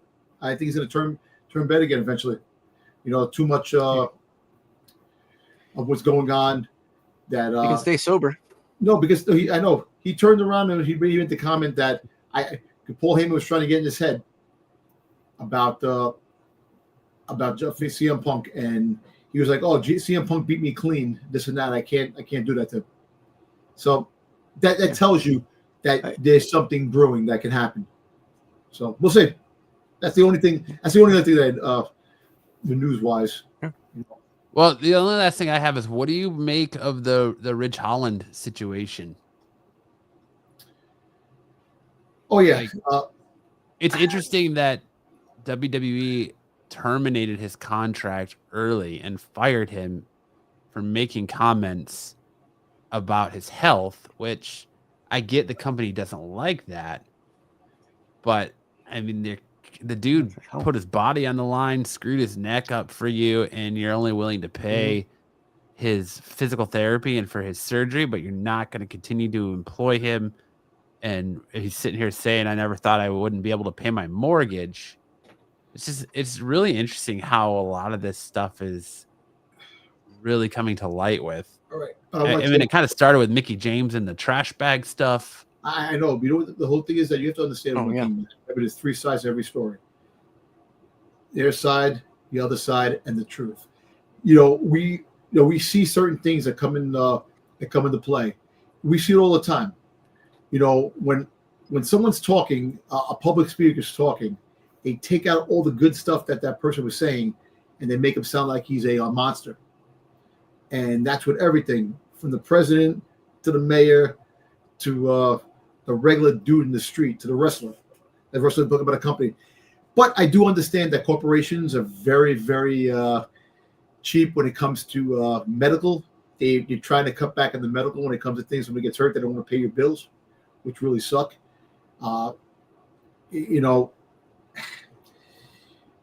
I think, me personally now, I think that the medical situation when it comes to wrestlers is much better than it was back in the day. Look at CM Punk. CM Punk fought tooth and nail about his medical conditions when he was, and he trashed WWE about things.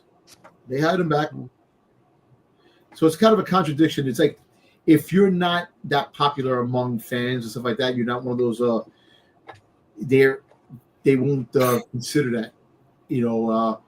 It's just, again, corporations. I hate corporations.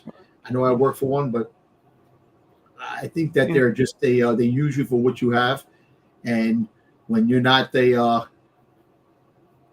unuseful anymore, that you're not, they replace you in a heartbeat. Health wise, they don't care. You die, they'll replace you tomorrow. They don't give a shit.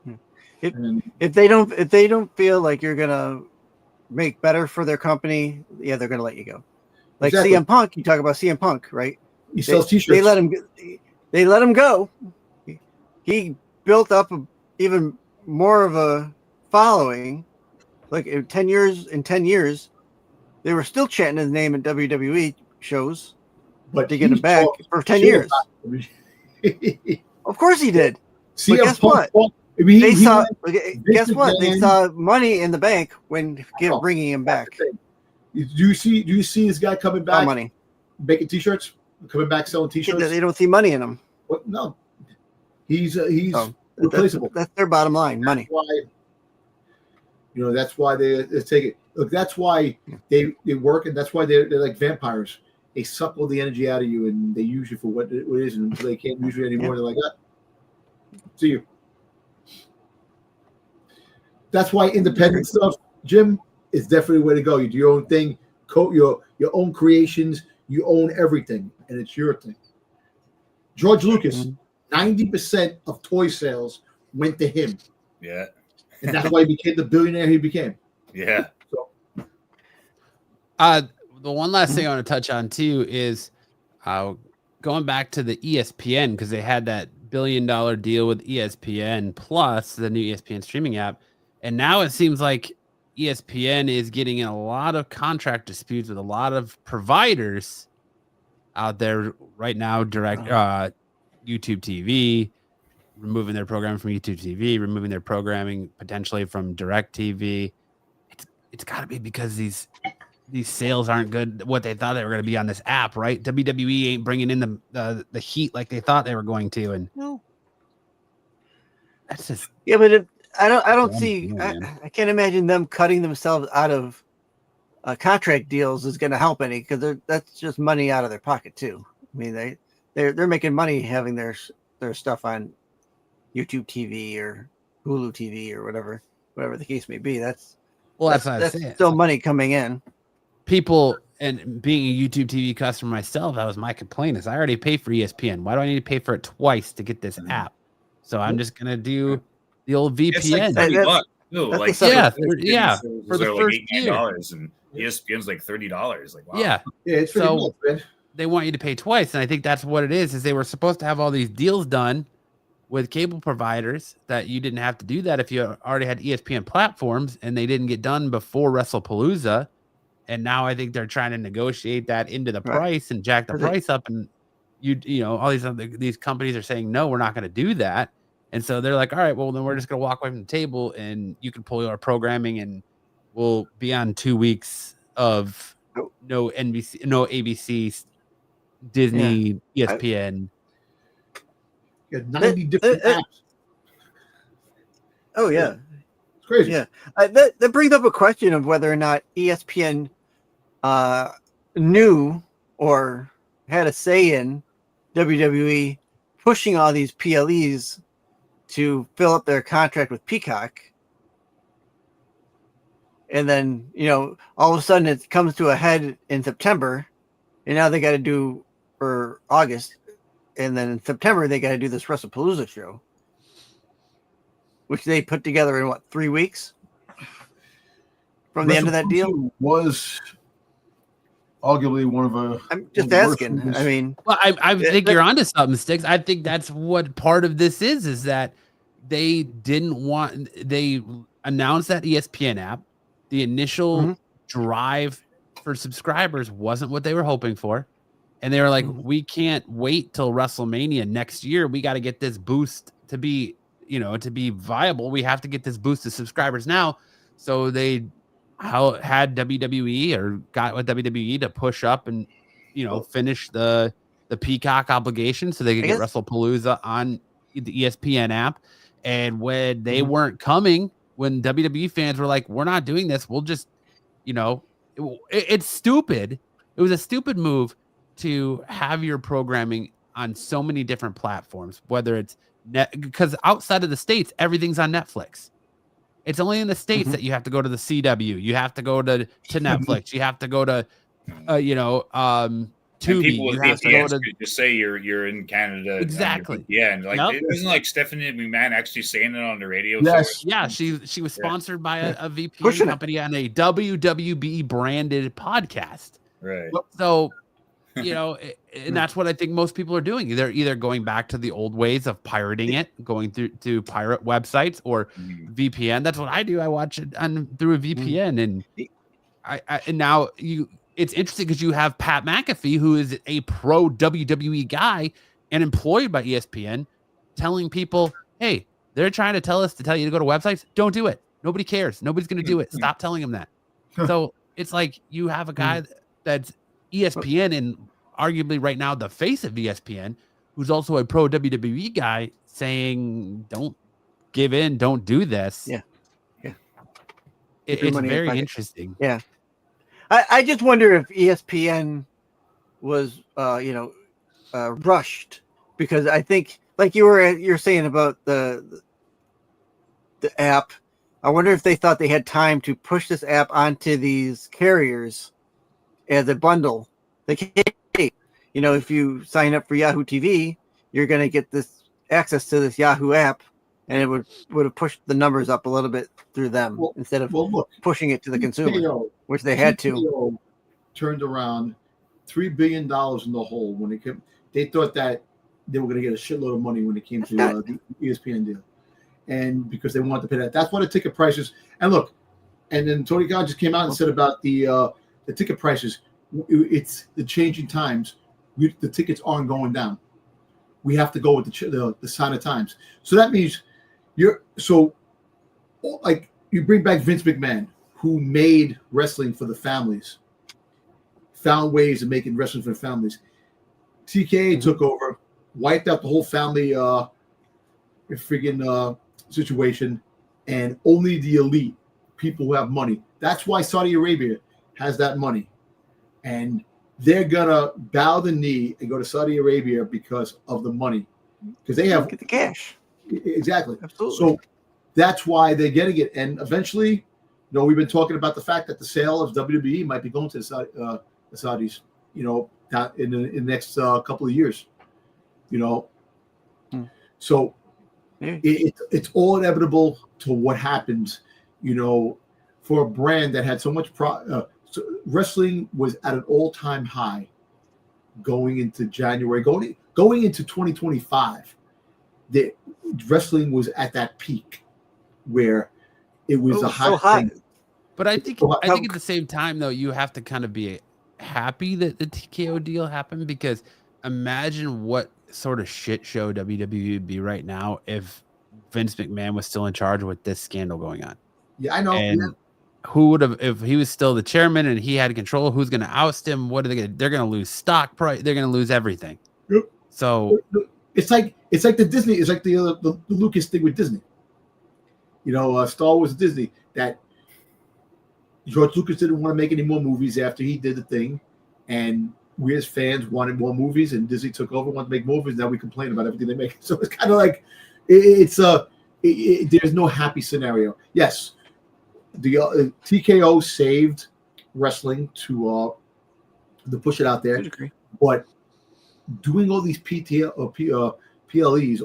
every other week took away house shows. That actually was a big thing for families, house shows, and also helped wrestlers that needed to work to become better. Jade Cargill comes to mind. That she has the look, she has the charisma, her work ethic. She has to get better. She has to get better. All right, now she's champion. All right, fine, that's great. But the house shows helped a lot of wrestlers fix those little tweaks that they needed to become better. And they took away PLE. It's like we just got out of a PLE. All of a sudden, we got this one coming. It's like you can't get away. Like there's like 3 every month. It's like, what are you doing? Well, I think that I mean, we've talked about it before too. I think the lack of house shows is the reason why you're seeing so many of these top stars injured, because they don't have the repetition. Their body's not building up that callus.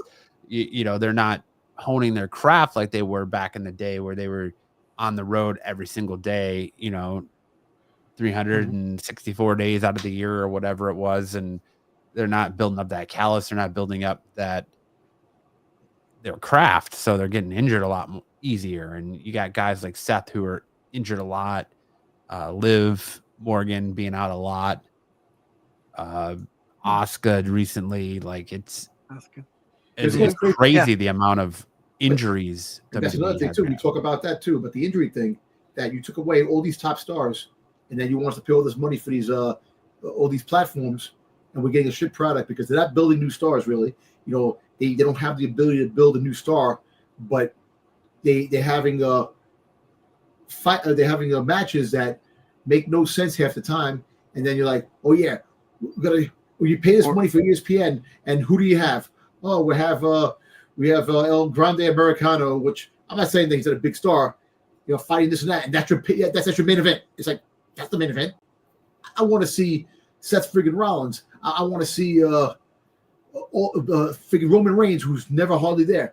Look, I sent you an article. Roman Reigns, the biggest the biggest wrestler. You send me a lot of articles, Don. I always send you the articles. There's a lot of articles. No, there's a lot of articles that is very true. Hey, look, I sent you an article about Cody Rhodes and Seth Rollins that they may never fight again. It's like Dom must be on the toilet because I got about 5 Instagram articles, just one right after the other here. Yeah, I'm always heavily looking at seeing what's going on in the world of wrestling.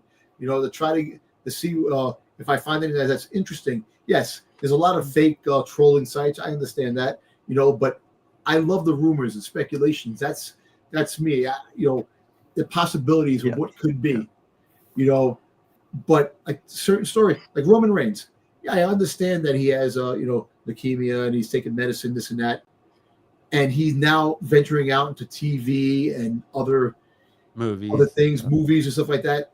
And his time in wrestling is dwindling. He's getting older, this and that. But to have the man on once every 4 months, you want to see Roman Reigns. That's the reason why you're paying for the Netflix. Why Netflix bought wrestling? They bought WWE because they want to see the Roman Reigns, the Seth Rollins, the big stars. True. When you don't have that, it just becomes a regular product that it's not worth the money that you pay. I think the other thing to look at it too is that today's day and age, the money these guys are getting paid compared to what they were back in Hogan's day is astronomically different. So they don't have to completely wreck their bodies. Like you look at people like Dusty or You're going in and out. I'm going in and out. Yeah. Oh, well, you look at some of the old wrestlers that are doing the con scene now and how broken down they are and all that. And guys nowadays, they don't have to. They can make their millions and leave at a relatively young age. Like AJ's looking to walk away at 50, and they don't have to. They can still have a good quality of life before everything starts breaking down. Cody just turned around and said that he's probably going to do one more contract and call it quits afterwards. They talked about that. Hey, look. It sucks that the transition of the wrestlers that we follow are on their way out. Like the Attitude Era, all the wrestlers we watch there, a lot of them are out. A lot of them in their 50s now. They're it's unstable, unconditional for these guys to wrestle in their 50s unless you stay in really peak shape. But all these guys are out, and you have these new stars. That's what I'm saying. New stars that you wanna root for a new star, but the way they're doing things, you can't. It's like, why do I want to invest in this guy if they're not pushing this guy the way it is? Because, like back in the Attitude Era, every person, like we kept talking about, that you have people in the back that don't do anything. And it's like, when they do get something, why do you want to root for that guy? Because they're on TV. They have more segments in the back than anything else. But the Attitude Era, everybody was utilized. The corporation, the Ministry of Darkness, they put the corporate ministry together. They had everybody together. They used everybody from the bench guy, the freaking bathroom guy, the janitor. They used everybody, and it worked. Why is it that they're not using certain wrestlers? Like we talk about it. Chad Gable got hurt. The Creed brothers have not even wrestled, but they have time to freaking do a dancing video on freaking WWE freaking YouTube stuff. Come on, man. Where are these people? Yeah, that I don't understand. I don't understand. It's like it's crowd reaction. Their crowd's not reacting to them. Like they were reacting to Gable as El Grande Americano, but now he's lost that gig to Ludwig Kaiser. So it's like, why put them on TV? They're not drawing. They're not selling. Well, how do you know it's Kaiser? I don't think it's Kaiser. I think it's somebody else, man. Yeah, okay. I think it was Kaiser in the beginning. I think it's someone else now. I think until they get the old heads out of creative, because let's be honest, Road Dogg should not be the head of creative on SmackDown. That SmackDown product is unwatchable, has been unwatchable for years. And until you get new, fresh idea people in the building, in the writer's room, like my man Jim over here, got to get him in the building in some of these writers' rooms and get that creative pumping again. With AI too. Keep getting the AI shit. Yeah, I don't know. I don't know about the AI stuff. And I tell you, I'll be honest with you. AI stuff, a lot of it is messed up, but dude, I'm seeing some stuff that's unbelievable. That they some videos on YouTube, man. AI shit. I'm like, wow, this is friggin' awesome. I'm like, oh yeah. Yeah, I saw it with like Mr. Rogers on Monday Night Raw, like fighting the painting guy. Bob Ross, yeah. Bob Ross, like in the ladder match and stuff. Yeah, it's You have pretty wild. Stephen Hawking going off the top rope in a wheelchair, and Mr. Rogers hanging out with Tupac. Tupac and freaking. That's awesome. I did see that one. Yeah. Yeah, that company got in trouble though because they were using what's his name there? Martin Luther King. They had Martin Luther King as a heel. Yeah, and NWO. In a couple of their, in a couple of their videos, and they had to do it. Someone did the family did a cease and desist on that company for them using it. But it's just funny how I'm just saying, but it's kind of crazy what they can do. It's scary, and to generate because I thought once somebody was dead that you like it was like fair game. No, no, because the family has you have to have permission. Like, look, you see, like James Earl Jones actually gave permission for them to use his voice, and then some idiot used his voice on Vader in Fortnite cursing. You had Vader cursing, and the family came out and said, "What is this crap?" So it's basically if you get the okay from the individual and the next to kin and stuff like that, that you can use it. But it's just very scary that they could take your picture and make a story out of you, and you're not even there. It's like, hey Dom, I just saw you on YouTube. Doing what? You were running away from something. You're getting chased by the cops or something like that. Like, who did that? I have no idea. It's crazy. It's scary. Yeah. So a friend of a friend, he does these AI videos for YouTube, right? And he showed off one of his videos last night on his channel. That he had video of himself in there, right? But he goes, "That's not me. That was completely AI." And it looked just like him. I mean, if you put them together, it was you wouldn't have told them apart because the hair, the way everything was 100% legit. It looked. Why did these? You never would have known. They're putting their face on the girls. They're putting their faces on bodies and have like these nude pictures and freaking exclusive stuff, and they're like, "That's not me." And it's a scary world we live in.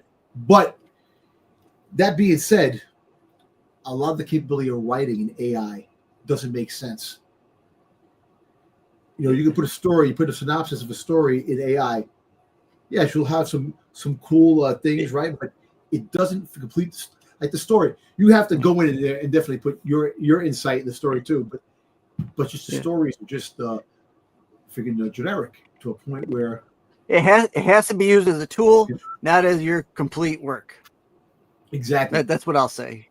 If you're using it as a tool, fine. If you're using it to do complete work and take the place of a writer, whatever, that's gone a little bit too far. That's scary too. Being a writer, being a writer and having AI at your hands to that people can take the story and make a story out of AI and just put some words in it. That's a scary thing too, because you don't know what the outcome. Creativity is. Yeah. I worry more about the AI and like whether or not they can put emotion, like a writer, like you, Jim. You can put emotion from the pen to the page. I don't know if AI and like a computer can do that. I'm sure it could try. But I don't know how much better it'll do than you or you'll do than it. Right. I don't to convey the emotion. Right. Yeah, I see what you mean. Yeah. Yeah, it's like pattern recognition. You can put the pieces of like a plot together, but not to like convey. Oh yeah, story building blocks are that's probably the easiest thing, but there's aspects to the writing and to the story that I don't know if AI can really get into that. But hopefully they're not doing it more than, like I said, just as a tool. So, all right, Sticks, it's your time to shine, buddy. Let's talk about Saturday Night Main Event. All right. And okay, I didn't see a Saturday Night Main Event. I'm gonna step out here, but thanks for having me, guys. All right, Jim. Thank you so much, guys. Make sure to check out everything from Jim Murray. Make sure to check out his books and visit his websites. You can find the links in the comment section below. Have a good night. Thanks for joining us. Thanks a lot, Jim. Thank you, Jim. We appreciate it. Okay, see ya. Later. Goddamn, Sticks. Way to keep us on here all goddamn night. Sticks. I'm just kidding, Sticks. All right, let's talk Saturday main event. Listen, I'm going to preface this by saying I've retooled my slides a little bit. Let me know what you think. You AI'd it? I did not AI a damn. This is all 100% Sticks. Yeah, whether it's good or bad, you be the judge. All right. AI your internet Sticks.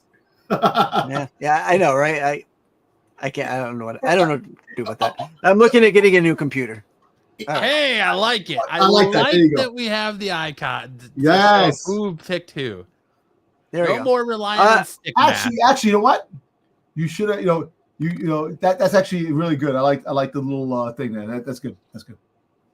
There you go. All right, undisputed WWE Championship match. Cody Rhodes retained over Drew McIntyre. We all picked Cody Rhodes to win this, so not too much of a surprise there. But what do you think of the match? How'd it go?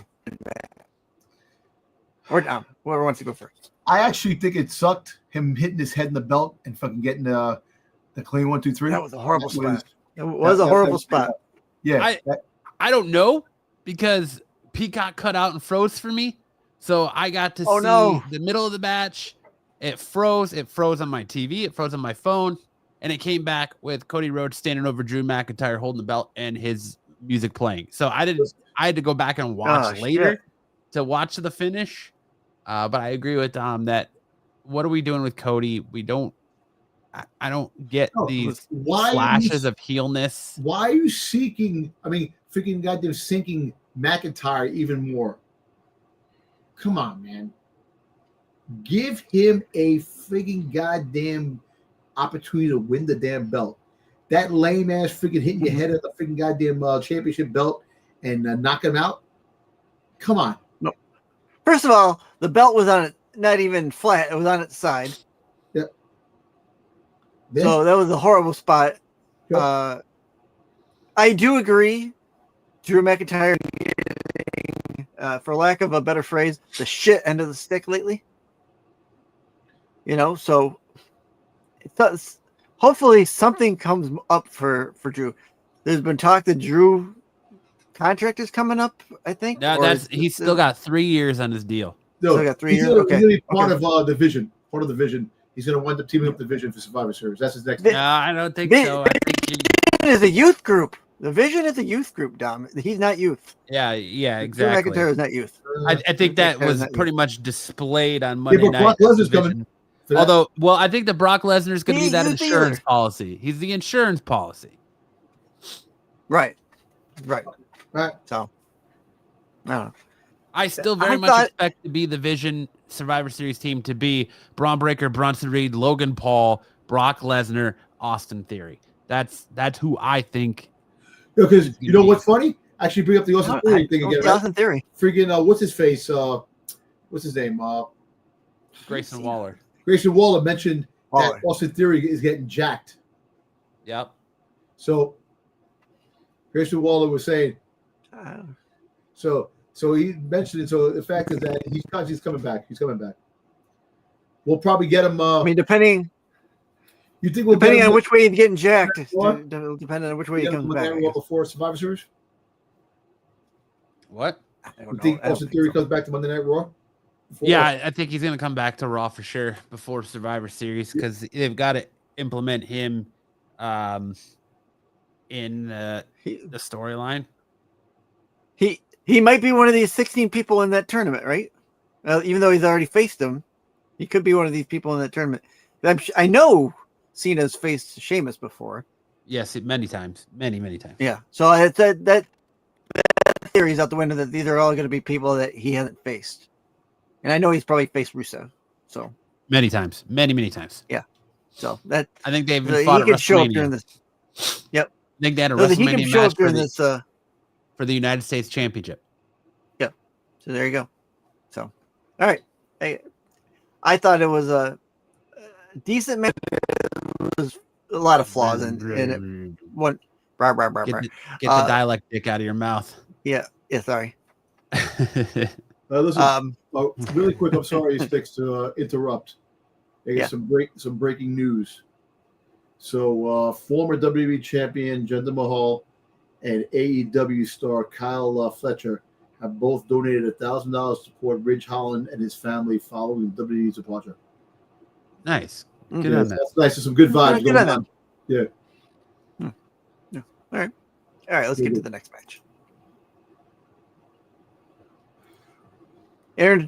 Intercontinental Championship match. Dominic Mysterio retained over Penta and Rusev in that triple threat match. Again, we all Dominic to win. What say you, Dom? Hey, what happened? He's not listening. He's looking at his phone. He's I'm gonna watching say- his internet girls. I'm He's sorry. liking his big-breasted girls. He's No, I don't. watching his. Nah, it's not true. It's not true. Now you're saying actually I thought this match was pretty good, but I knew for the fact that Dom was going to win because I think they're definitely going to go their way. John Cena winning the belt, because it was talked about, and now that Rey Mysterio came back, but Rey Mysterio is going to go for the other championship, the AAA championship. That's what who called that last week? Who said they're going to that. have Rey exactly. Mysterio versus Dom for the AAA championship? Listen, Matt, I admit you have a lot of good insight. You say things and that was definitely one point you hit, which makes a lot of sense. Not only he loses the belt to his dad, he also loses the Intercontinental Championship because he's going to be a man with no belt. But see, the thing is, apparently they're waiting to break up the Judgment Day because they're waiting for Liv to come back. That's one of the things. So that's the only thing that they Liv might come back. They're waiting for him. Liv might come back for the Intercontinental Championship and screw freaking Dominic and make him lose. That's one of the things. I think that's how they're going to do his babyface turn. He's going to be He's going to be a man with no clan, and because he's going to lose Judgment Day. He's going to lose his gold. He's going to lose Liv. He's going to lose everything. And you know what the funny thing is? You see how much they're having Roxanne Perez talk to him more now, like looking him aside and all these things and giving him ideas. So I think he's going to start to friggin' have some feelings for Roxanne Perez. This was an okay, like I said, okay match. Friggin' Rusev was friggin' Rusev was great. And Rusev is great. But they're doing him dirty too. No pun intended, because the fact is that he started off strong and now he's getting defeated every week. Just about. Well, that great match with listen, he started off strong, but it took 3 matches with Sheamus to get him. Yeah, to lose everything else. He actually beat. He beat Sheamus, so that's the whole thing that makes the. So. I liked it. I thought that Dom ringing the bell was genius. It's great. That was great. I love how Dom keeps winning these matches in very heelish fashion, very clever ways. But I think it was predictable. I think we all knew Dom was going to win this match. Yeah.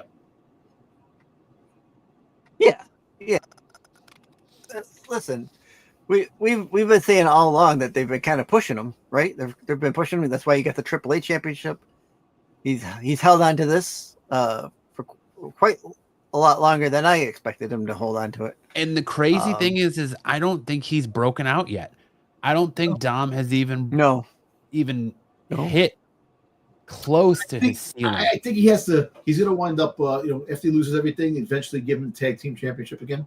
Team up with somebody again to win gold as a good guy. Bring him back into good guy status. But he's still young. And if you notice, every time they interview wrestlers, they said, "Who do you think the biggest potential?" Dom. Who do you think is the best wrestler? Dom. Everybody loves Dirty Dom, man. Hey, everybody loves me. I can't help it. Even CM Punk telling Roxanne Perez to stay away from Dom. Yeah, I know. Stay away from Dirty Dom. He's dirty. Do you think he gets held back because he still had that look of your son? Do you think that holds him back any?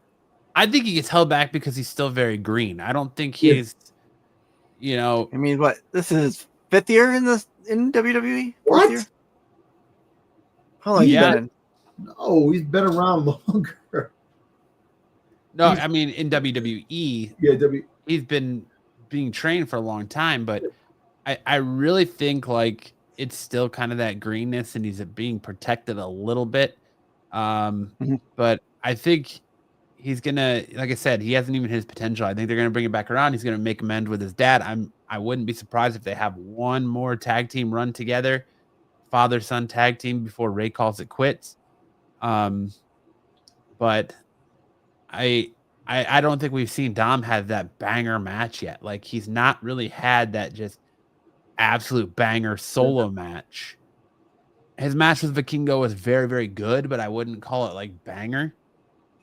Like he's got to have that one just real banger match still.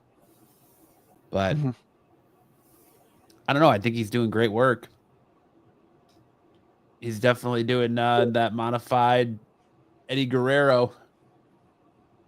And I think that's the other thing is like I think he's not really going to break out till he finds who he is. Till he stops trying to be like this Eddie clone. He's not like his Monday dad. night was funny. Where he breaks out and where he said, "Don't talk about my dad like that." I started laughing. I chuckled like, "Oh my god, like that." I think he'll break out once Ray finally retires and he gets out of that kind of Eddie shadow, and he can stand on and he can be his own man. Instead of get out of the Judgment Day and stuff like that, just be his own stuff. Yeah. So he started in WWE wrestling in August of 2020. So 5 years. 5 years. 5 years. But Dirty Dom has been around for a long time. 10 years. He's been around this since he's a kid. He's still a kid. I thought this was a great match. I loved the hammer spot. I loved the chair spot when he throws Rusev the chair. And you guys anything no goes. Yeah, what are you doing? Yeah. So, I like Dominic as even if he goes babyface, I think I'll still like him. But I like him as the heel. I like the way he's going about it right now and has been for a while now. So, do you see Sheamus friggin' fighting Dominic for the belt now because Sheamus is getting involved with the whole Dominic Mysterio thing? Remember, Sheamus still needs the belt too. It's going to John Cena. Possibly. Yeah. John Cena. Juan Cena. I seen Juan Cena at Home Depot in Jersey, man, one day. Juan Cena, man. All right. Up next, WWE Women's Championship match. Jade Cargill defeated Tiffy Stratton for the championship belt. Yeah, this was a good fight, but you could see that she was her knee. I was checking the knee. Definitely, she's going to take some time off. And now that her boyfriend is no longer with her, Luis Kaiser's now with the WWE Spanish announcer, which is kind of crazy. European dude trying to act Spanish, which is kind of funny. Just he's doing that, and you know what? Hey, he's a man of mystery. That dude, man. He gets one hot girl to another, which is kind of crazy, man. What I think is crazy is that Tiffany is the one that looks sloppy in this match. Jade looked like she was on point. Yep. She looked like they worked with her. They ran her through this. She hit all of her spots.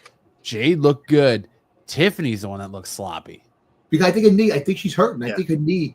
I think because there was times when she got her knee. Her knee, like later on after the match, she was friggin' limping at her knee. So I think she's going for that knee. I think she had that bum knee, which is really. I think that's kayfabe, man. Or that ain't real. I don't think her knee's really hurt.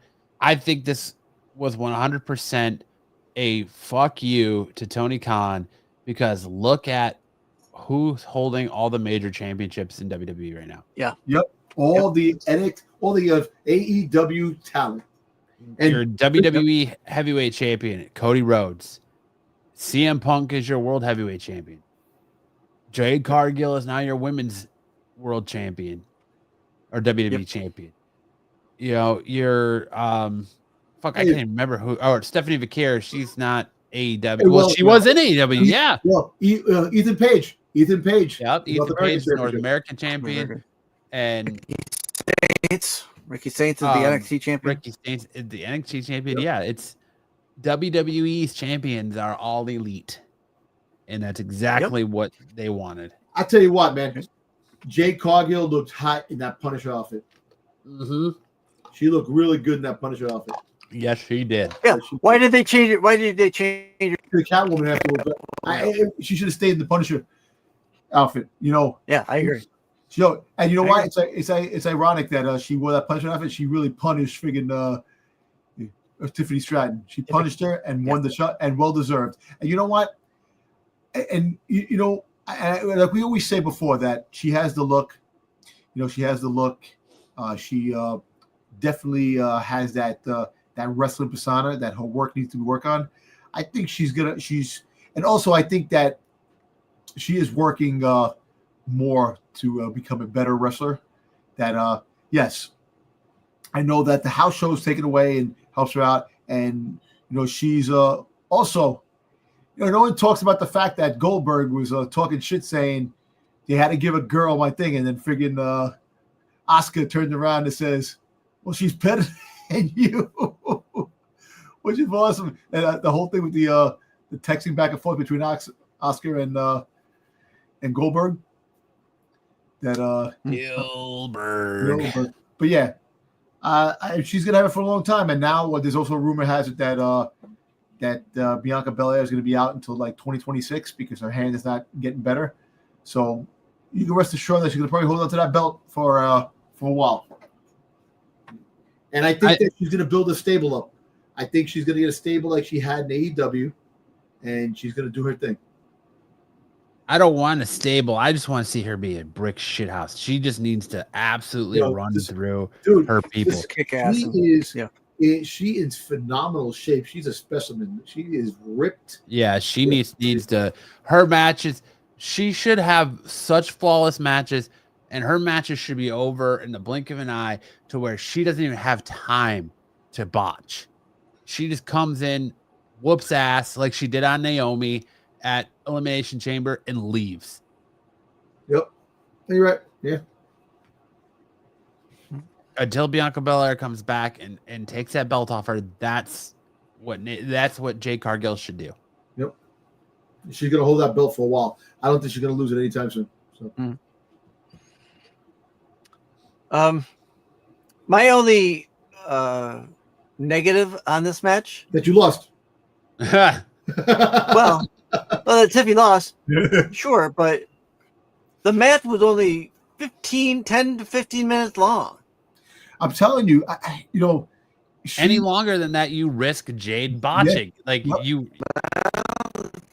I mean, I think they found the stride. At quarter of the hour, and it was done. Yeah, I think they found the stride.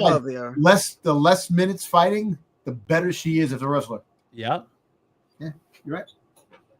Yeah. There you have it. All right. Heavyweight championship vacated title match. CM Punk defeated Jey Uso. Whoa. You got this messed up. Where did I do? No, Dom said no outcome. I said CM Punk. No, you said no outcome, and I said no outcome. Go back and watch it again. Dom said no outcome. I said CM Punk. I said it because Dom says, "Yo, Matt, I know you already said before that there's not going to be any outcome in this match, so I'm going to agree with you. No outcome." And I said, I think it's perfect. I said, I was leaning that way, but I think I don't remember you changing your mind, but I'll watch it again. Go back and watch it. I said, I think, because we even talked about it on Saturday. I said, because I said, I think Punk wins this. They're gonna crown a champion now. Listen, I said, just leave it the way it is. I said Saturday in the chat before this match even started, I said Punk's gonna win this match. Actually, watch 6. All kidding aside, I think he did say it, and I actually did say it. So I'll watch it again. When I watched it, you can leave it like this for now. Yes, even with the graphics, stick math still tries to fuck you. Hey, but he did the right thing. He did the right thing. Keeping it honest. That's exactly. I even said before the match in the chat Saturday, I said, since they put the belt and they had the belt change hands when Tiffany lost to Jade, they were putting that belt on Punk. Mm-hmm. Yeah. I said last Thursday. All right, don't worry. Leave it the way it is now. Let's see what the outcome is. Don't worry. Oh, I know what the outcome's gonna be now. It's gonna screw me, or we're gonna end up tied. I know. Yeah. So here's my question. Here's my question on this match. The match I thought was sloppy. It was very sloppy. I thought it was sloppy. Now there's the neck breaker. It was a finisher fest. It was nothing more than a finisher fest. But here's what I'm going to ask, because there's a rumor going around that Jey Uso was drunk. Oh, I haven't heard that rumor. Or under the influence of something. Really? You heard that rumor? I've heard that rumor. Yeah. And that's why, and CM Punk was getting pissed at him, which is why you get CM Punk throwing the bottle of water on him. Throwing him, kind of, he did one finisher twice in a row. The neck breaker, he did twice in a row. Yo, the net breaker. Yo, did you see how he fell after the net breaker? He felt like dude. It was a sloppy match. It was.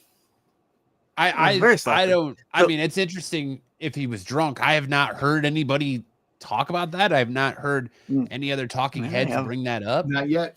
But now, of course, now that you say that, I open something up to go to the replay to show you that I said Punk was going to win. And first thing that pops up on my screen from WrestleMania 5 hours ago, Jey Uso's problem in WWE. Jey Uso, a problem in WWE. So maybe they're onto something, Sticks. I don't know. I mean, I might not have Sticks dirt sheets, but I've heard a couple. Hey, rumbling. Did Sticks just beat Dom to a dirt sheet? You're taking the dirty Dom sheet away from me. Come on, man. Come on. Listen, this happened to be something I stumbled upon. I've had a couple people say that I watched. You know what's funny? I actually didn't look at that rumor. I heard the problem with Jey Uso, and I just assumed there was just a problem to the fact that he couldn't. He's not a good speaker on the mic when he talks, and he has no charisma. He just got the. No, but you know what? This was a sloppy match, but you know what? It all give and take. It took an injury to Seth Rollins for freaking CM Punk to finally win a damn championship in WWE. Which, and this is why I agreed with the no contest. I firmly thought that the Browns were going to come out, and whether they're with Rollins or not, we all thought still that going to F him over. We all thought that at the time that they were going to come out. That's why there was rumors of Roman Reigns coming out. All these things, but it never happened. So it is what it is. Look, you know what? I'm very surprised with Saturday Night Main Event. We had the championship crowned, and then we had we had 2 championships crowned because it was that the CM Punk defeat Jey Uso was inevitable. They weren't getting the championship back to freaking CM to Jey Uso. Not at all. He had it. No. It was it. So. Hey, I'll even say having him in the match was the wrong call. Dude, they could have had Finn Balor. They could have had freaking Dirty Dom. They could have had so many other people fight. And Gunther, I think Gunther's coming out soon. I think Gunther's going to be coming soon. Well, and I think one of the reasons why they didn't have Dom win because he was winning, or had he already won the AAA championship? I don't think he had won the AAA championship at that point. Maybe he did. I don't know. I think he's not ready. And I don't remember. He's got 2 championship belts already. He don't need anything else right now. But were you going to make him the Sasha Banks of WWE? Yeah, Sasha Banks. She's have all the belts. No, she's pissed. She goes AEW everywhere. Anyway, going to win the women's championship too. So it was only 4 matches. This was the match. Yeah, kind of on the slop side, but the outcome was probably the right way to go. Definitely the right way to go, really. Because I definitely did the same again. We're gonna go to the instant replay here. Oh, here we go. Okay, I'm go gonna ahead. remove Sticks. We're going to the instant replay, audio and everything. Ready? Wants to say, I still think that's out the window too. I don't think they're gonna have CM Punk versus Roman Reigns. my gut wants to say there's no winner, disqualification. We get nobody crowned, but my head wants to say, as of recent weeks, WWE likes to play it safe, so I think they put this belt on CM Punk. Creative. There you go. They put the belt on He goes, CM Punk. Wait, go back again. It says, you know what? Changes. Remember, creative changes. They're going to surprise everybody. Yeah. You go. I think. I still think. I think. Like I said, I want to go with my original that there's no winner. But if that's the case, I think they put it on Punk. I think they put it on Punk. You said I think. What do you mean? It's speculation. What do you mean? I think they put it on Punk. You said I think. You're arguing semantics now, Dom. You're arguing semantics, my friend. Give it him. He's a freaking champion today. Go. Arguing semantics. Yeah, Don't do this to me, Dom.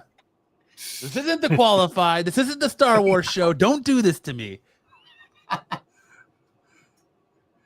This is not SNS either, man. What are you talking about? It's not. Don't do this to me. Oh shit! I gotta let you add it back to the stage, don't I? Sorry, Sticks. Oh, it doesn't matter. I didn't know you did it. There we go. All right, the winner. Give the winner the results. Don't do this to me. Damn it. All right. So should I put when I put the 40 back in, put the 10 points back in for Matt, because I will condone that I was probably wrong. I'll say probably. It was a little. I just showed it. You can't argue the video proof. I think they should put it on Punk, but that's okay. That's okay. No, I said we were speculating. So you're arguing semantics. I said my gut says one thing, my head says the other. I think they put the belt on Punk. That's my call. They were gonna put the belt on Punk. Do you want me to be? Next time I will be more definitive and say I am without a shadow of a doubt thinking this person is winning. All right. Listen, you gotta give Matt some restitution because of the losing the Dark State beating the Hardy Boys that he didn't lose.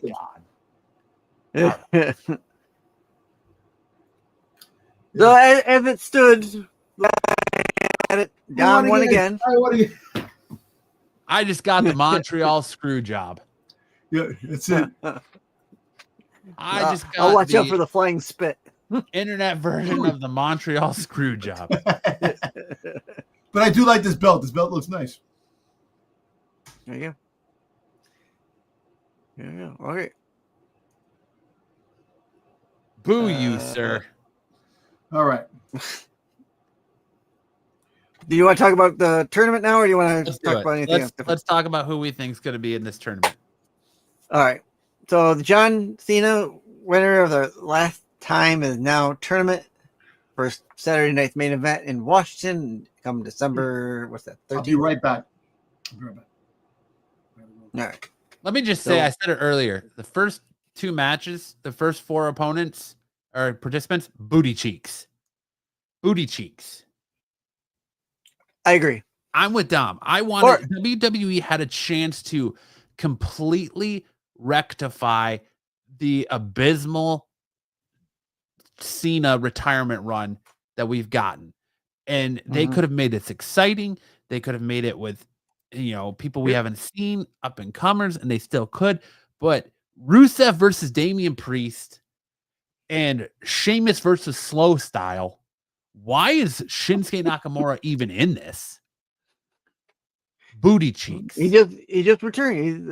I lost all interest in this tournament after the first four participants. And we're going to find out the next four tomorrow night on SmackDown. Booty cheeks. Mm-hmm. Yep. This is crazy. One thing I'll say is I'm glad they didn't do Sheamus Rusev again. Yes, me too.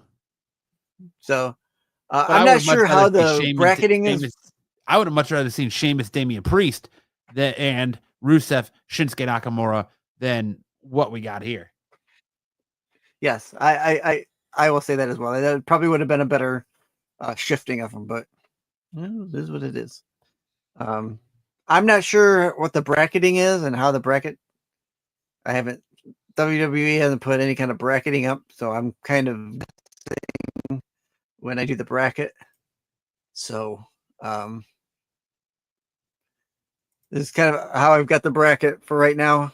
Unless I don't know if the winner of that is going to go into face each other. I don't know. Finish Shinsuke Nakamura. At least you get him fighting more. They bring him back into this fold, which he already said he's retiring pretty soon. So I kind of get him one more run. Dom, the only guy that's here for Shinsuke. I love Nakamura, but get Slow Style out of here. I would say Slow Style doesn't belong here, and I would have much rather see Sheamus versus Damian Priest and Rusev versus Slow Style than the matchup we got Booty Cheeks. Yeah. Hey, listen. Yeah. So Priest and Rusev is interesting because Priest got close to Lana after Rusev they broke up, so kind of a maybe a kind of a decent match due to that fact. So Priest is the freaking party dude, man. Fucking McIntyre said if he wasn't married, man, he's a dude he wants to hang out with, man. He gets down, that dude. Parties like crazy. Priest, man. Booty cheeks. Booty. Yeah. So I guess we'll take these couple matches. We'll say who this, and then we'll kind of go into who we think might be revealed on Friday. Who do you think's going to be this week? Who do you think they got to put for SmackDown tomorrow? I think you're going to get The Miz and probably Carmelo Hayes and oh man. Do we know? We don't know if they're going to announce any on NXT, do we? Well, I think maybe Tuesday they might. Are we going to get? Because it Raw on Monday is when it starts, right? Yeah, which is weird that we don't know who. Is it weird that we don't already know all 16 competitors? I think it's very weird that we don't know all 16 competitors. What they should do, they're kind of flying by the pants. What they should do is, if you're gonna have some surprises, have it blank, and you just see what happens. Like the surprise match, you don't know. Like if you want a good pop, you have a surprise. You have a surprise opening. Because think about it, how many more people from Raw and SmackDown are you gonna put in here before you put NXT? How many people? 2 people from NXT. You're gonna have Joe Henry. It was gonna be Joe Henry, fucking, and Ethan Page, or Femi, or freaking, or Ricky Saints. But do you put Ricky Saints in this tournament? I think Joe Henry's definitely in this tournament from NXT. God, I hope not. I really hope not. No, I said it last week or the week before. I have not liked the Joe Henry stick, and now that we've got the female Joe Henry stick, I really hate it. There's dude. I don't want to burst your bubble sticks, but there's absolutely no way Joe Henry's not in this. If Joe Henry's in it. Oh, I know. I don't think Dom's going to be in it. I think Monday night they're in Boston, right? They're in Boston this Monday because this is when this tournament kicks off. Cena has 2 Monday appearances, Survivor Series, and then his final match. Do you think he handpicks that John Cena comes out on Monday night, handpicks 2 performers that he would love to fight, and they have to fight each other? That he names the 2 people, that there's no taking out a thing. It's just that he names the 2 people that are the ones that are on the roster. Well, I was gonna say I think Dom's gonna come out talking shit, and that's how we're gonna get. And Cena's gonna say, you know what? There's still one title I've never won in this company. and that's when Cena's going to challenge him to a match at Survivor Series. So I think that's when that's going to happen. I'll say SmackDown. I'll say Drew McIntyre gets announced because he said he's wanted to have a match against Cena. He's SmackDown, yeah. And not that it matters. And so, Roy, not that it matters. Hold on, not that it matters because Damian Priest is a SmackDown. Well, that's true. That's true. So I say it's look one Monday night, one Friday night SmackDown. So you have 1 and 1. They both like see Nakamura is from SmackDown too. So you got to take a SmackDown guy and a Raw guy on each of them. Yep. So 2 SmackDown guys, 2 Raw guys automatically. Okay, so I'll say we're gonna get Carmelo Hayes and oh God, I want to say Miz. No, you can't. You can't get 2. It's 2 people from SmackDown. Right. It's going to be 1 and 1. So Carmelo Hayes. No. Well, they announced the 2 They announced 2 matches on Raw. So it was 1 Raw, one Raw, 1 SmackDown. So then you have to do 1 SmackDown, 1 Raw. Right. But so I think you're going to 2 matches from SmackDown are going to be Carmelo Hayes and The Miz. And then you're going to get probably Bronson Reed and Braun Breaker announced in this as well. I don't know. Or LA Knight. Maybe LA Knight. LA Knight, probably. So you'll get the Miz. You'll get the Miz on one of the picks. Carmelo Hayes on the other pick, and then LA Knight, and then who's the other guy? I'm gonna say Aleister Black. No, Aleister Black is gonna probably be in it, but not. What are you talking about? I gave you 2 from SmackDown, 2 from Raw. Yeah. Who else from Raw? You got the Miz and Carmelo Hayes from SmackDown, then Bronson Reed and Braun Breaker from Raw. You're gonna have them fight each other, Bronson Reed? No. I'm not saying that they're gonna fight each other. I'm just saying those are the names that are going to be drawn. Okay. All right. So you're gonna have Bronson Reed probably versus the Miz, Braun Breaker versus Carmelo Hayes. Or I would love to see Braun Breaker versus Drew McIntyre. Give us a real hell of a match. That'd be cool. I think it's going to be too confusing doing it this way. I think we should just say who we think the 16 people are going to be and who we think the ultimate winner is. Okay. That's fine. Yeah, picking the duos is a little bit. Freaking Gunther's going to be the ultimate winner. We all know that. I agree. But I've been saying Gunther, and I still think it's going to be Gunther, but Obafemi has been interesting. Is an interesting play. Could you imagine Javon Evans versus Gunther in a semifinals match? That'd be a hell of a match. I really do like Javon Evans. Because I think, listen, Cena's last time is now a tournament. I've seen a lot of people say, oh, Nick Namath. I don't think Nick Namath. I don't think Edge.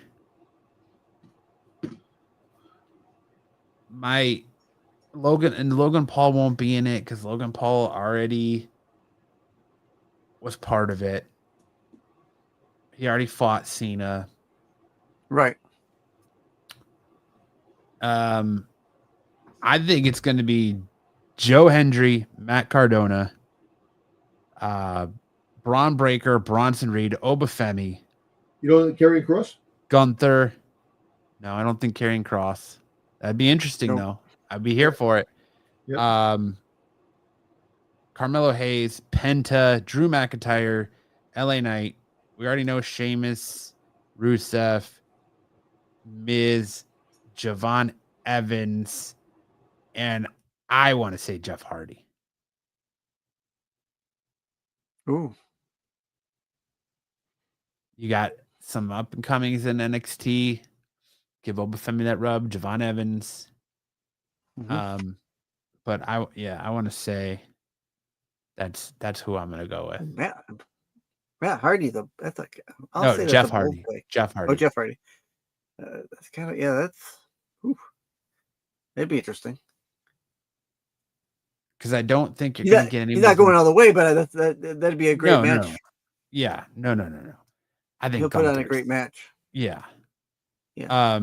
Well, if not Gunther, my pick, if not Gunther, would be Matt Cardona. That'd be cool too. But like I said, it's about building new stars, new up and comers. So yeah, I think. Okay. Yeah. I mean, I still think Gunther wins because WWE has this weird where they don't need to push Gunther because he's already like had a rocket ship strapped to his ass. There just seems to be this feel that like they have to do something more to solidify him, like he's not already a star. And I think it's because the IWC, you've got people in the IWC out here calling him boring and saying that, you know, Gunther's boring when he's not. He's a great performer and he carries the championship well. But I just feel like there's this like stigma that Gunther isn't enough and WWE has to do more to get Gunther over. And I think that's retiring Goldberg didn't do it. And so Cena is, you know, saying he retired Cena and Goldberg in the same year is what they think is going to get done. So that's why I think Gunther does it. But don't get me wrong. I would love to see Obafemi. I would love to see Javon Evans versus Gunther. I'd love to see Obafemi versus Gunther. Like, all right. I got my picks. Let's hear them. Gunther, of course. McIntyre, LA Knight, and Bronson Reed. Dominic Mysterio. You think he's gonna fight Dirty Dom in the tournament instead of we'll fight him in the tournament, and then that's gonna lead to Survivor Series? Survivor Series, yeah. I could see it, okay. Rusev, Sheamus, of course, The Miz, Austin Theory, and Trick Williams. Oh, I hope not, man. And the other people that definitely could possibly be Nick Namath, Jey Uso, Ricky Starks, Joe Henry, and Matt Cardona. Those are the wrestlers. And that's not even talking about the outside, the two outside potential that are not signed with WWE. Well, Matt Cardona is not signed with WWE, Nick, but there's two outside, which TNA is outside WWE, so that's why it's going to be a wrestler. So most likely Matt Cardona and friggin' Nick Namath are definitely will probably be in the tournament. That's what they're aiming at. Hey, you know, that's interesting. I wonder if they're going to announce anything over at TNA, if they do. I just think they just need to give us the whole thing already, man. Yeah, I think doing this way is kind of stupid because you really think about it, you know. But there's a reason. There's a reason. You have no time to build hype for these matches. I can tell you right now, there's no hype behind Rusev versus Damian Priest and Sheamus versus Shinsuke Nakamura. It's an ass match. And I've seen a lot of people say, could WWE potentially fuck up the end of John Cena's career, the last 4 matches? And they absolutely can with this tournament. There's absolutely room for them to fuck this up. Yep. But we'll see. Who do you got, Sticks? As much as I don't want to see him, I'm sure he'll be in there. Joe Hendry. Say his name and he appears. Yep. I believe in Joe Hendry. I'm pulling for the Matt Cardona. I think we'll get Aleister Black. I think we're gonna get. I just had him up, and I wanted to keep it there. I pulled it from the right sides.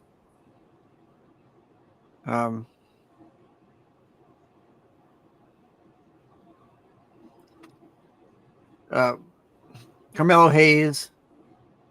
Who else we got? Who else did we say? The Miz. And a couple of the Obafemi. Obafemi will get Trick Williams. from TNA. I think there's gonna be what's the one other? Oh, and then Javon Evans from TNA.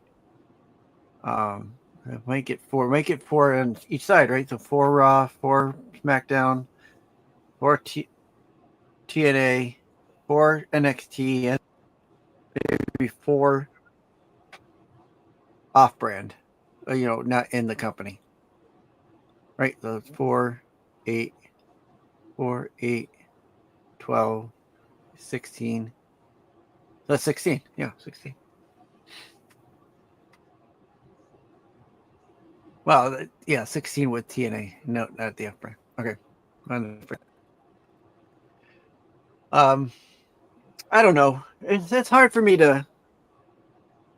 I think we're gonna get a lot of the singles guys. I don't think we're gonna get any of the tag team guys, unless they don't have a belt. Maybe a Montel Ford or what was his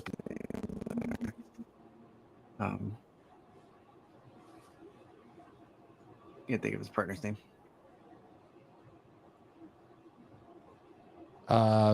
Angelo Dawkins. And Dawkins, yeah, Dawkins. Maybe because they don't hold a belt right now. One of them will get a push into the tournament. I don't know. We already talked about the tag team division is not big enough to sustain itself. So who knows? Who did you say you didn't want to see in it? I'm not really a big fan of Joe Hendry. That's what I said. Say his name and he'll appear. Yeah, I'm just even Joe Hendry. I like him. I liked him in TNA before his WWE push, and it's all WWE is pop. Like I said this last week or the week before, popping out of trash cans, jumping out of doors, coming out of wardrobes. Say his name. Listen, he's like Mean Joe Oakland in the freaking goddamn wrestling. This week they're like, oh, he's inside the cake. Nope, wasn't him. It was female Joe Hendry, Maya there. We didn't even ask any females to be in this match. There'd be some females. I don't think we're gonna get females because they're intergender matches. Yeah, there's never going to be any females in this time. I know that like Bailey and you get freaking goddamn Rhea Ripley as John Cena's final opponent. That'd be actually awesome. Hold on. Now, as great of a match that would probably make, they're not going to do it. They're not going to do it. Not going to do it. Not going to do it. Yeah, definitely not at this juncture. So. There we go. London and Paris. Joe Hendry. That's your boy, Sticks. Every time Sticks says his name, he's gonna come up clapping. Say his name. Yeah, I'm gonna stop saying his name now. He's like he's like Beetlejuice. He fucking pop up and you say it 3 times. He pops up out of it. I'm telling you, he pops out of it. No, he did. Oh well. I just hope for some good matches out of this. Should the final one be Gunther? I totally understand. What they should have did was instead of having a tournament like this, have a battle royal. Too many battle royals. I know. Have a battle royal. Yeah. You know, listen. I like the idea of the tournament. I liked it. Like when Sticks was talking about it, it's a good idea. The problem is just the execution, man. It's not. Well, this is another example of them not knowing what they're going to be doing week to week, right? Right, exactly. So without a shadow of a doubt. We're doing a tournament. Who's going to be the tournament? I don't know. But we're doing it. We're doing a tournament. We're totally doing it. Put all the names in a big barrel and spin it, and Gene Okerlund will pull them out and make Goo Eyes the Lana Vachon. Doesn't matter. We're doing a tournament. Doesn't matter. Keep pulling names out of a barrel. Listen. Let me give you all the Joe Hendry you can handle. Sticks. Yeah. I believe in Maya more than I believe in Joe Hendry. Whoa. You gotta quit saying his name, Sticks, so he quits appearing. All right. No more of that guy. So, but we're all in agreement that we think Gunther is the ultimate winner. I have a feeling, yes, I think he'll be the ultimate winner. But now that we're saying it, WWE is gonna go, well, that's what they think. We're gonna flip flop and it up on him. Don't say I have a feeling, because that means if it comes true, you ain't right. That means you wrong. Right. According to Dom, if you say I got a feeling, that means you wrong, because you ain't locking it in. Lock it in. That's it. Mm-hmm. Is that all right? Well, let's take these couple matches. So I know it's next week on Raw, but we will have the results on next Thursday. Rusev Priest, who we got winning that matchup.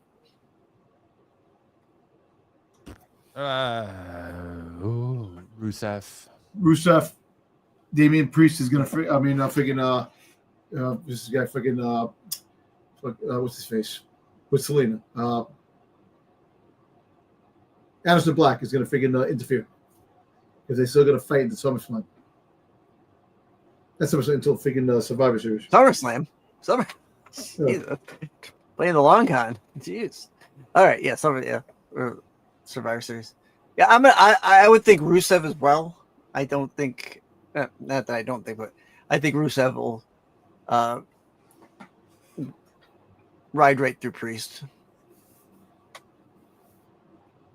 And then Sheamus versus Slow Style Nakamura. Sheamus. The king of slow style. Yeah, Sheamus. Yeah, I agree.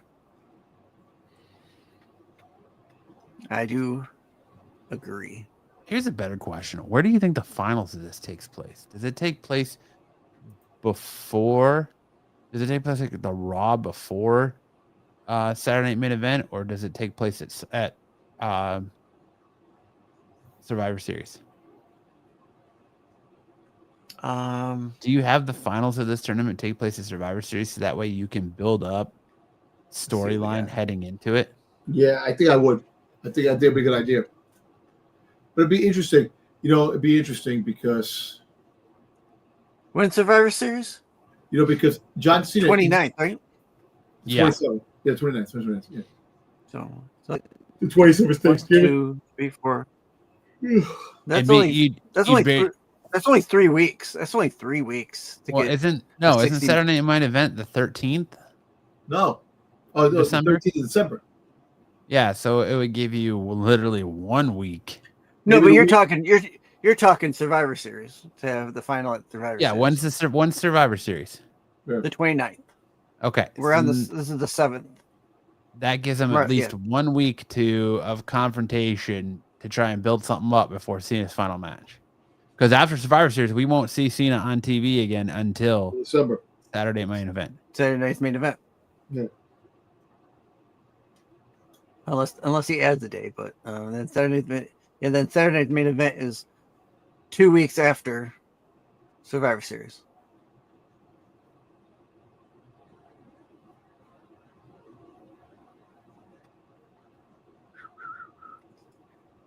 So unless they start doing the next 2 weeks, the 18th and the 25th, anyways, are that Gold Rush tournament for NXT.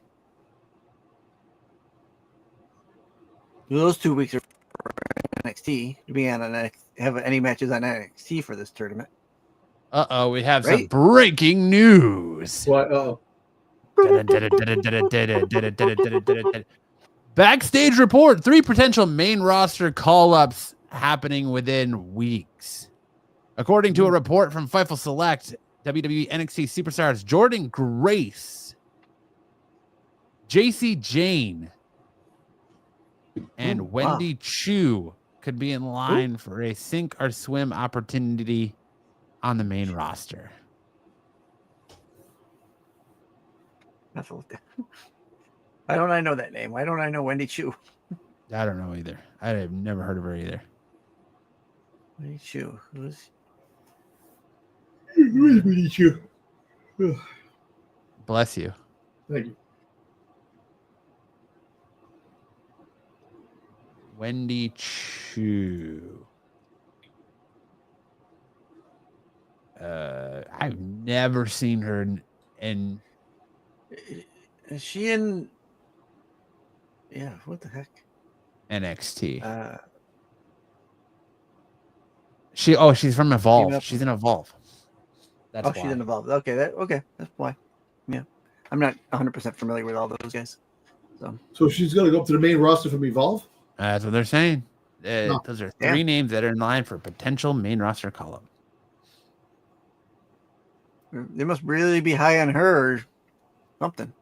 Well, they're saying it's a sink or swim opportunity, so I think they want to see what they've got in her and cut her if.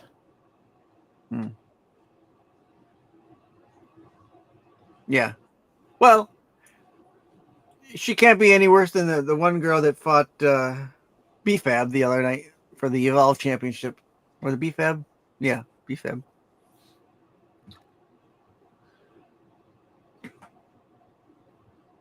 Yeah. That was a sloppy match. That was horrible, Yeah, actually. But all right. That's your breaking news on potential call-ups. I mean, it makes sense. I mean, we've been talking about call-ups for months now. They've been a slow roll. We've gotten The Cure. We thought that Jordan Grace was going to be showing up earlier, and she still hasn't come up. So, yeah.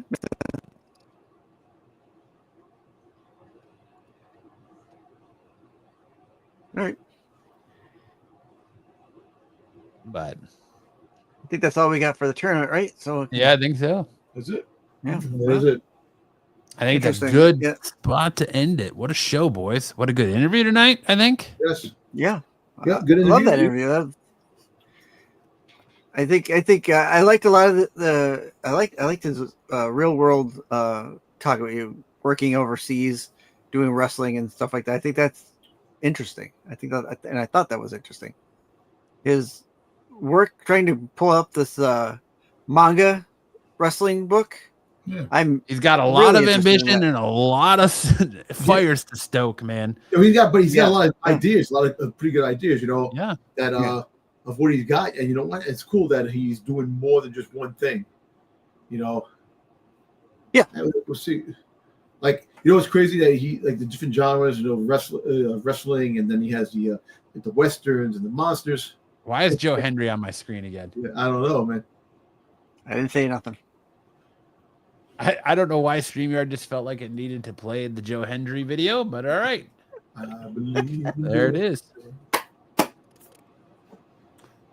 But yeah, thanks again to Jim Murray for stopping by and letting us in on all of his stuff. Make sure to check out all the projects and fires he's got going and irons he's got burning down below in the description.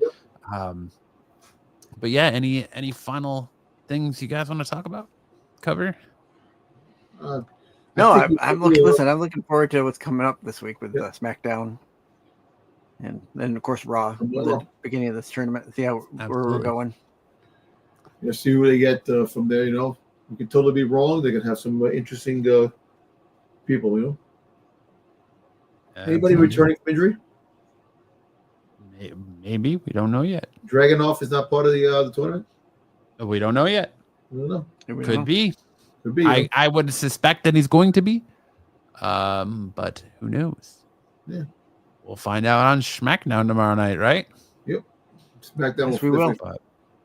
All right. Well, that'll do it for us for this week's episode of Off the Mat. Again, thank you so much for checking us out. If you're new here, make sure to hit that like and subscribe button. Turn that notification bell on so you know whenever we go live with beautiful, glorious wrestling content. If you want more from Dom, make sure to check out Dom tomorrow night and Sticks tomorrow night over on Renovision. You can find them down below in our suggested channels for the qualified.